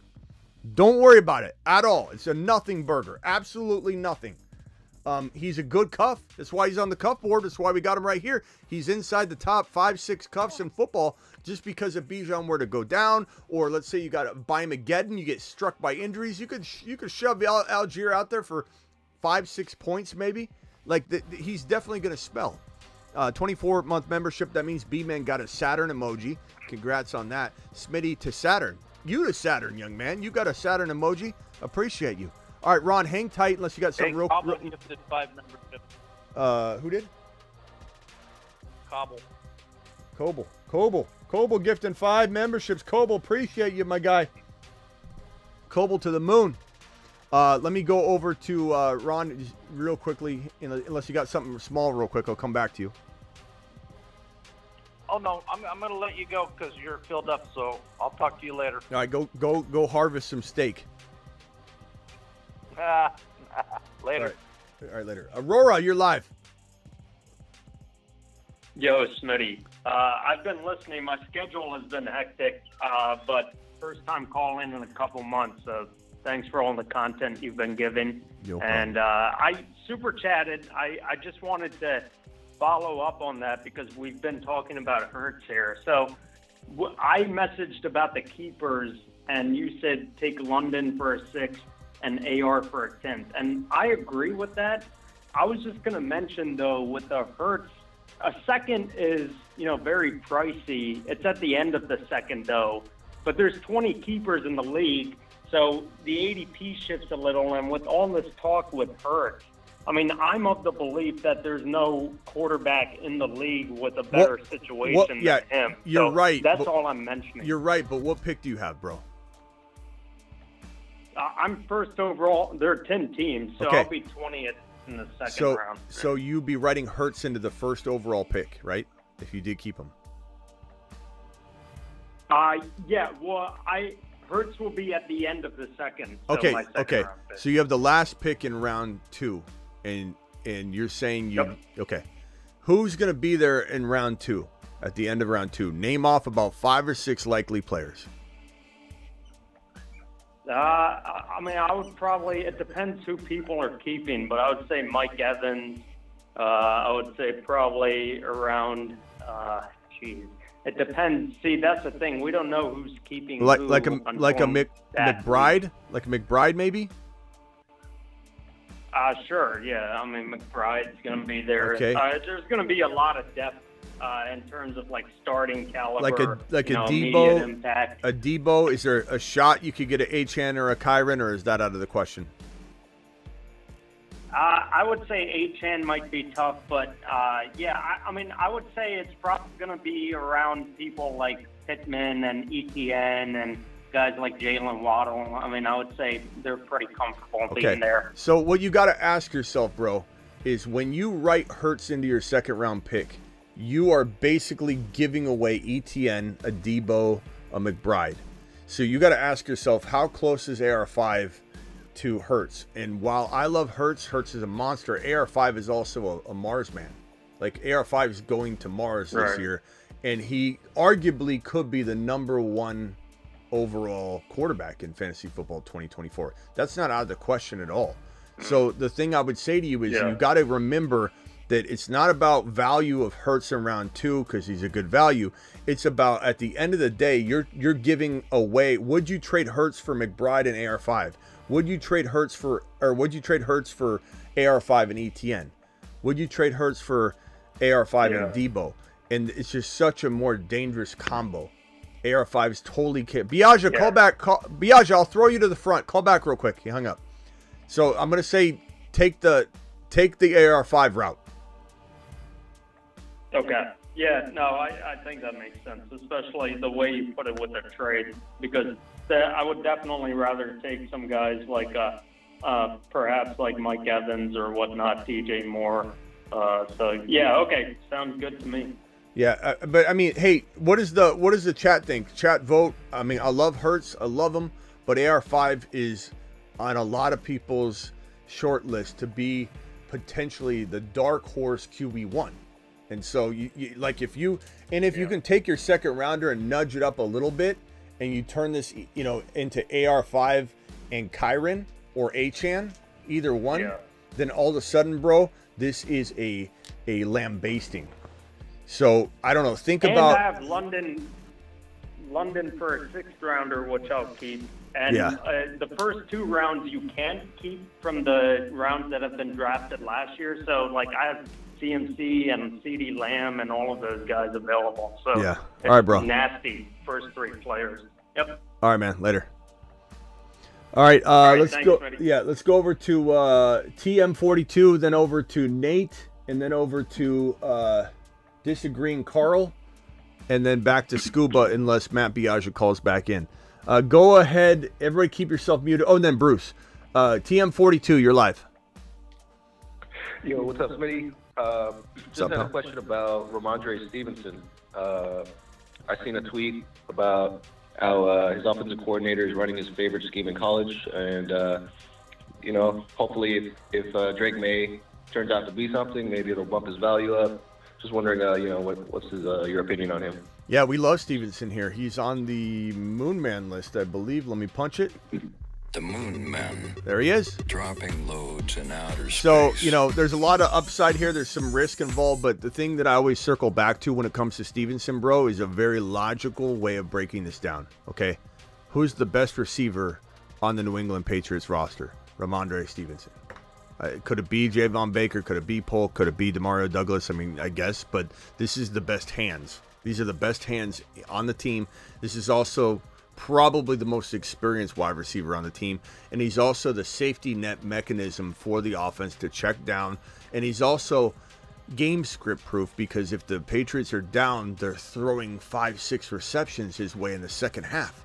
So he is a absolute sleeping giant, bounce back revenge tour candidate if I've ever seen one. I love him. Now, do I love him if he's going in the 3rd or 4th round? No. If we're drafting him at his potential outcome, the one we're hoping he delivers upon, then I don't want him. But we're drafting him at he's trash. Leave him alone. I don't trust him. That's fine because he's going to earn his value back no matter what. Like, unless he gets hurt, before week 1 or even early on in the season, he's earning his value back. Like, in a worst case scenario. But could he win you a league? Absolutely. Could he be a top 10 running back? He's proven he's been a top 5 running back before. So I love Stevenson. I love him. Mm-hmm. Someone said Zamir White or Stevenson. I go back and forth on that. You got 2 bad offenses potentially, but you also got one player that is proven, another that I love in Zamir White. But they're very close. That's why their ADPs are neck and neck. They're interchangeable in some ways. Yep, got it. All right, bro. All right. You got another one. Call back. Let's go over to Nate from Chicago. Nate, hit me with it. What up, Smitty? So I got a dynasty question. I got a couple. Would you trade, or should I trade a 106? 108 and a 2025 first to move up to the 103 to get JD5. So a Dynasty Superflex, the 1.3 is what you want, and you're trading the 1.6, the 1.8, and a what? And a first next year. And a first. Woo! Sorry, 106 and a 111, not 108. Oh, okay. Yeah, I do that. The reason I hesitate, like, what's this first rounder going to look like? It'll be Caleb, Marv, Odunze. No. What's what this first rounder that you're giving up? What's it going to be? Top 5? I think it's pretty solid. It'll probably be like mid-late first. Are you guaranteed JD5? Because I'll tell you what, if I know you're not going to like this, but if it's Caleb, my answer is no. If you like Caleb, if you like Caleb, then go for it. I'm in Chicago, so he's gonna go first. Okay. All right, then I smash this trade, bro. JD5 is him. This is worth it, bro. This is worth it. One more question. Should I trade should I trade Jamar Chase for the 1-2 and get Marvin Harrison? Chase for MHJ? This is tough because I don't want to say I'm alone on this, but I think I'm in the minority. I would rather have MHJ than anybody at the wide receiver position in Dynasty. But I try my best to not pay that price tag right now. You're paying it right now. But at the end of the day, look, you either get him or you don't. If you believe he'll be the guy, you might as well do it. There's some injury concern on the front of Joe Burrow and Chase, and this team started off slow multiple times. There's a lot of reasons to be like, hey, maybe there's always going to be something every other year. Maybe Chase is wide receiver 1 this year, but every other year or two, there's something that seems to stand in the way of Jamar Chase. And it's like, I just think this guy is pulling in. I think he could have 14 or 15 touchdowns as a rookie. I truly believe that about MHJ. Yeah. So to me, I'm taking MHJ, but I understand why somebody might take Jamar Chase.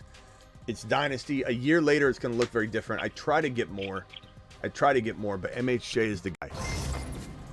So would you do both those trades potentially? Yeah, JD5 and MHJ is a fantastic Dynasty team, bro, to start from. All right, hey, appreciate you. Call back if you got another one. Let me go over to Bruce was here before disagreeing Carl. He might disagree with that, but Bruce, you're live, then disagreeing Carl. Go ahead, Bruce. Hey, Smitty. Yeah. What about I know we were talking about handcuffs. What about Aaron Jones, Ty Chandler? No, thanks. You know, the people, like, there's a guy running his mouth in my Instagram post recently, the Achane, Jalen Wright, and Mostert, cuff all 3 of them. And there's people that, I don't blame them. They don't, they think they know everything. They think, oh, they're on some Mickey Mouse page that hasn't been doing it as long as I've been doing it. I'm not saying I'm always right or anything, but, like, don't act like you have some sort of authority over me on my own comment section. Okay, I'm gonna tell you that right now. So you can think what you want. You can go create your own video if you want.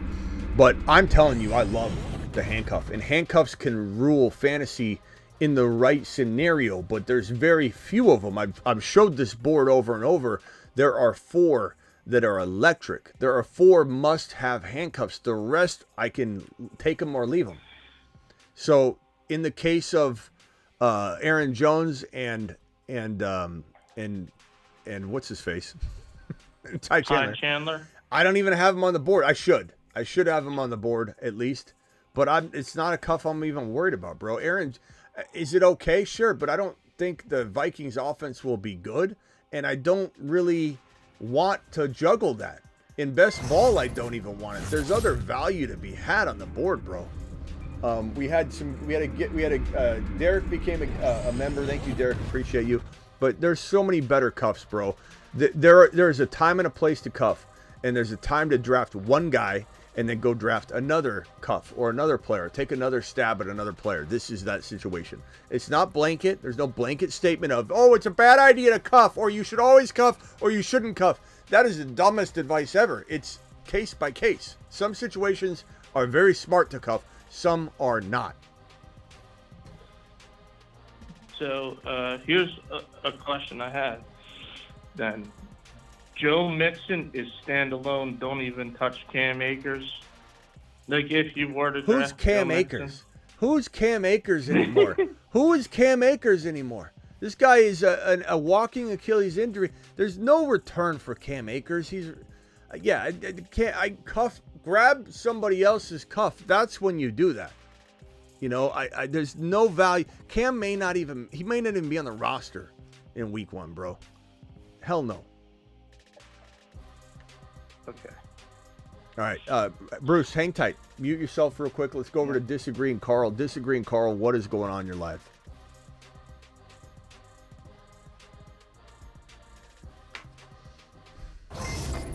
You're on mute, brah. Carl, you're muted. Hello? Carl, you're disagreeing with yourself on mute right now. Do you realize that? All right, call back if you decide you want to join the party. Let's go back over to Scuba Steve. Scuba, you're live. Hey, Smitty, what do you think about the rookie running back from the Carolina Panthers? I know I haven't been watching it in a while, but is he somebody that you want? Are you targeting him in the drafts, or is there just other guys that are going in his ADP that you would rather have? Because I know you're just talking about offenses that, like, sucky offenses that you didn't really want to waste your time with. Is the Carolina one that you just want to stay away from all those guys, or yeah, you think he has some value? Yeah, Jonathan Brooks is very, very interesting. The only thing you got to understand, and A-Rich and MHJ or Burrow and Jamar Chase, woo! I'm going to go with A-Rich and MHJ. And you can call me a Burrow hater all you want. I love Joe Burrow. Doesn't mean I can't love a different combination more. But MHJ and A. Richardson give you a little bit more ceiling. Burrow and Chase, I don't even know if you could call it safer because there's been injuries and such. Thank you for the super chat. Brooks is a tough player to... You can't expect the world from him, bro. I mean, he's going to be slowly unleashed, right? He's going to have a slow return, number 1. Number 2, I mean, this offense, look at Chuba Hubbard got fed, and he wasn't efficient. He just had a lot of numbers, a lot of good touches, but they were horrible production. I just think, they're going to look better. Leggett, I like what I'm seeing, at least. I think they're going to be better.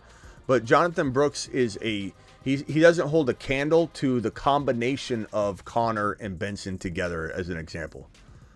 I'd rather draft Zamir White standalone. I'd rather draft Ramondre, at least this year. I like his future, but he's coming back from an ACL tear, and he's not 100%. So how we expecting him in a non-efficient environment where it's going to be hard for him to get 4.2, 4.3, 4.4 yards per carry?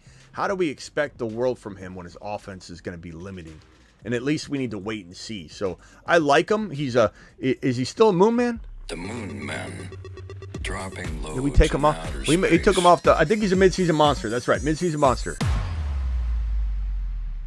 No. We don't have him on the midseason. Well, I think that's by mistake. I'll have to see if I bumped him off. But he should at least be on the midseason monster list. I'll make sure. I can just put him back on. I don't know if I bumped him off doing something. Midseason monster, he can be. Yeah, definitely worthy. Right. Definitely worthy of being a midseason monster. But this is not a situation that I'm loving yet. I like him a lot midseason. But what does your team look like? Heading into the season, like, do you want guys that can contribute 100% right now, or do you want guys that might be able to later, and then you're waiting on them? I don't know. I just rather have those guys that are balling now. It doesn't mean I don't like them. No, that's the same thing with me.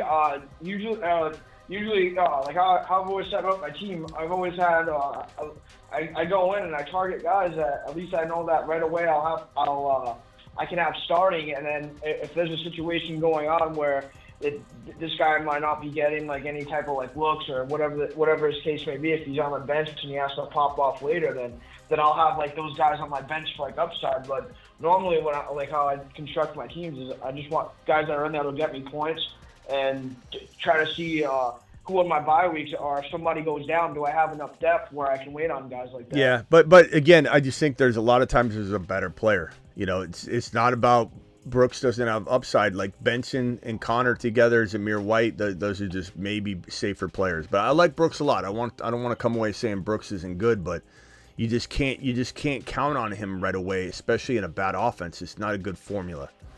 All right, Scuba, I got to let you go because I got to get going here. I'll be back tonight. Appreciate you, bro. Yeah, no problem, man. I'll try to call in when you're drafting. All right. Have a good one, man. All right, later. Bruce, final thoughts, Bruce. Hey, Smitty, I got one final question. Which quarterback coming off an injury are you most looking forward to seeing play again this year? Burrow. No. You know what? AR5. Burrow and AR5 are very much. I don't want people to think I don't love Burrow. I love Burrow, but AR5 is. He could be QB 1, 2, or 3. He really has that potential. I mean, you set your expectation lower, but give me AR5. But I'm waiting for Burrow. I want Burrow to bounce back. But yeah. Okay. All right, Bruce. Later, bro. Yep. Later. Justin, I got little time, so hit me with it. Go. You're live. I mean, I got a team I wanted to run through. If it's like limited, I don't go ahead. know if that's the thing. Just be speedy. Okay. So I got Patrick Mahomes, Kyler Murray, Devon Achane, Chase Brown, Chuba Hubbard, Kendra Miller. Hold on. Let me write it out. Hold on. Murray, Achane, Mahomes. Okay. Chase Brown, Chuba Hubbard, Kendra Miller, CEH, Rasheen Ali, Tyreek Hill, DK Metcalf, Keon Coleman, Curtis Samuel, Jahan Dotson, Jalen Polk, Jermaine Burton, Malachi Corley. Tight ends are Kincaid and Ferguson. Okay. Would you think I should went different somewhere? Yeah, I mean, I think that, when you are going, it's good. It's good. I don't hate this. I don't hate this at all. I think maybe I'm looking at your wide receiver 1, Hill, DK. It's good wide receiver room. Tyreek Hill, DK, Coleman, can't argue with that at all. Kincaid, I probably would have let this be where I wouldn't have, depending on who was there, where I wouldn't have stacked Ferguson, Kincaid necessarily, given you had kind of went a little early backup QB, which is fine. I like that. I'm fine with either one of these. But I think I just would like to see a little bit better running back room. Achane and Chase Brown are great. Chase Brown would be a fantastic 3. But I would love to have seen a different running back in the mix with these guys. And I just think when you double up on bully QB and bully tight end at the same time, and you draft an amazing wide receiver room, you're going to have running back problems. I've noticed, and this is just me trying to help you. I've seen you draft a lot, and your biggest struggle is you overdraft wide receivers. Or if you're drafting wide receiver, you end up doing this bully approach. You ignore running backs. I don't know why you ignore I'm the biggest running back advocate you can find on YouTube. And for some reason, it's like pulling teeth with you to draft running backs. You got to figure out a way to draft some running backs. Because the other team you drafted the other day was like you got screwed at the running back position as well. You keep going too thin at RB. So a lot of the time I get like Achane.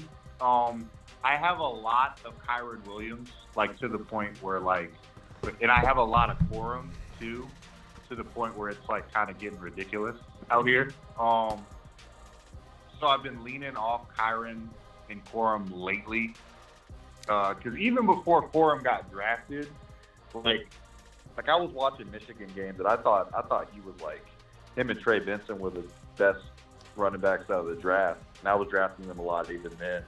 But I've been going Achane basically like most drafts.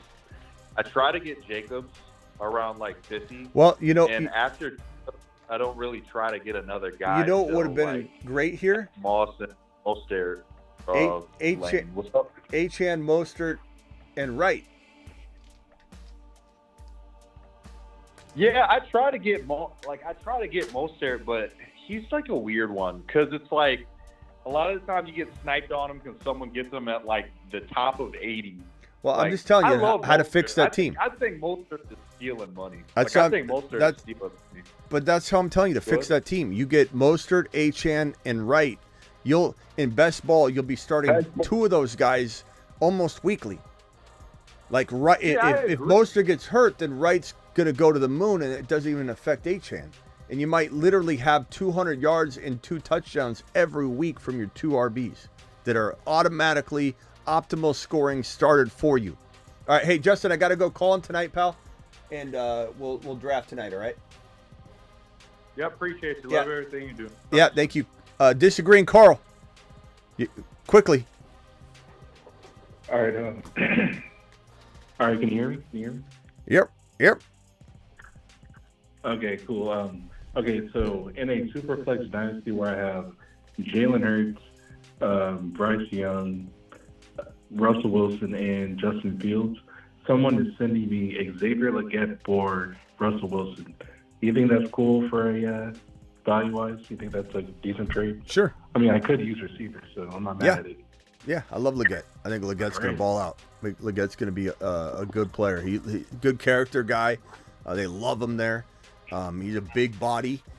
By default, he's going to be thrusted into the top wide receiver spot by midseason, if not in week 1, because he's a big body wide receiver that little man Young's going to drop back, look for him, and then he's just going to say he's over there somewhere, throw it up there. Legette's just going to grab that thing and turn into his favorite emergency go-to player to throw to. Legette's perfect for him.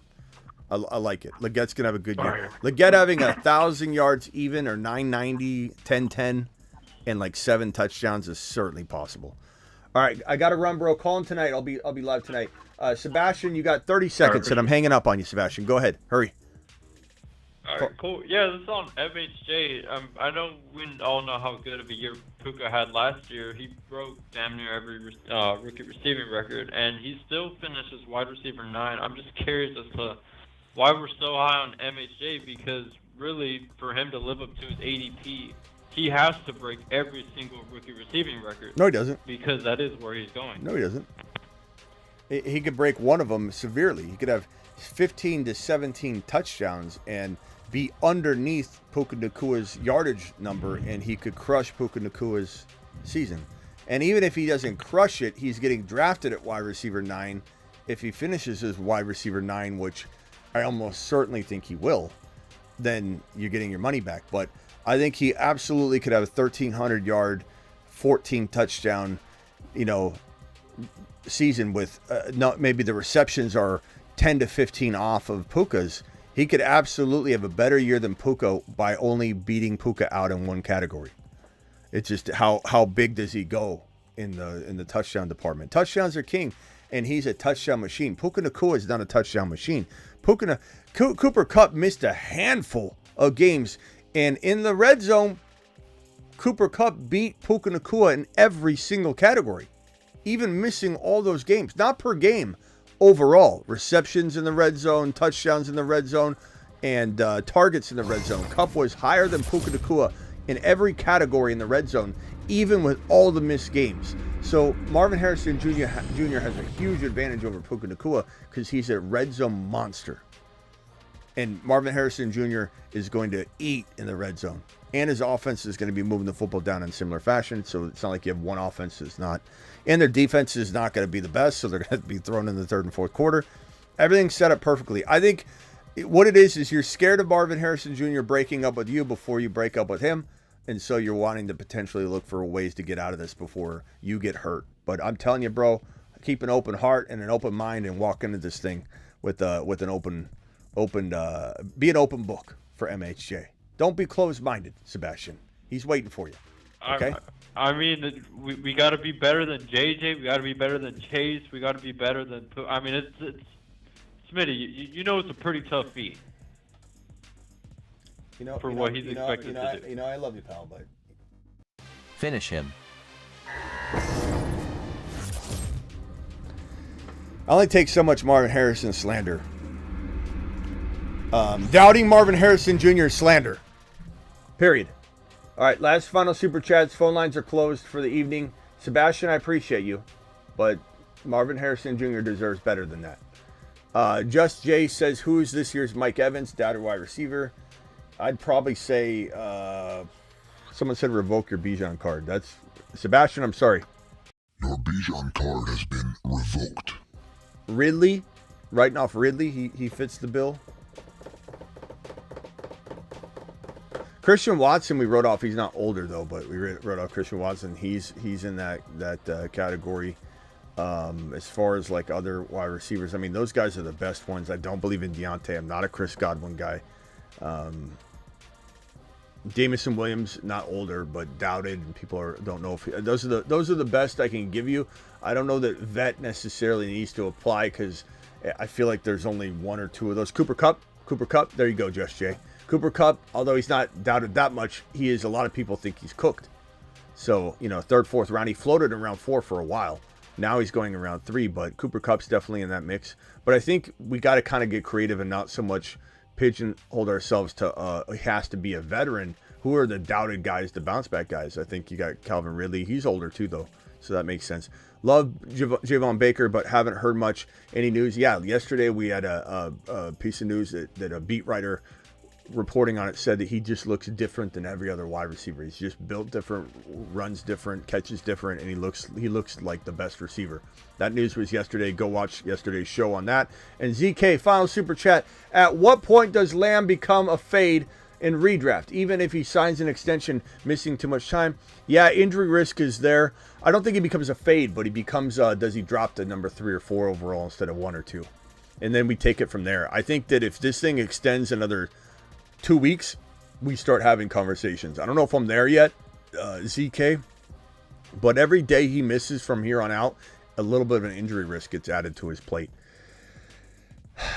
It sucks that we're here, but yeah, I don't know about fade, but we're certainly going to drop him a couple spots. Like Bijan climbs above CD Lamb, let's say this time next week, if Lamb is nowhere in sight of getting a contract. But I will say I've heard on pretty decent authority by 2-3 different people on top of yesterday's report that a Lamb deal is in the works and it's very close. And I wouldn't be shocked if, and I told you this, remember I said Love's going to sign within 24 to 48 hours. He signed within 12 hours.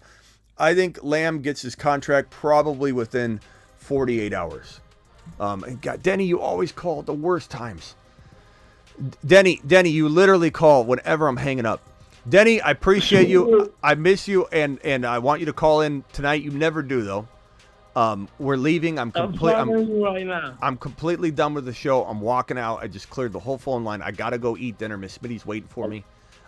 Real quickly, I need a couple lines from you though. Real quickly, you're gonna be a big part of this season, and you're gonna see why. I want you to say that the top. I want you to say. Let's see here. The top most wanted outlaws. Tell me that. Go. The top most wanted outlaws. Okay, now I want you to say these out. If you see these outlaws, or no, hold on. Get wanted. These outlaws are on the run. Give me that. These outlaws are on the run. And say wanted.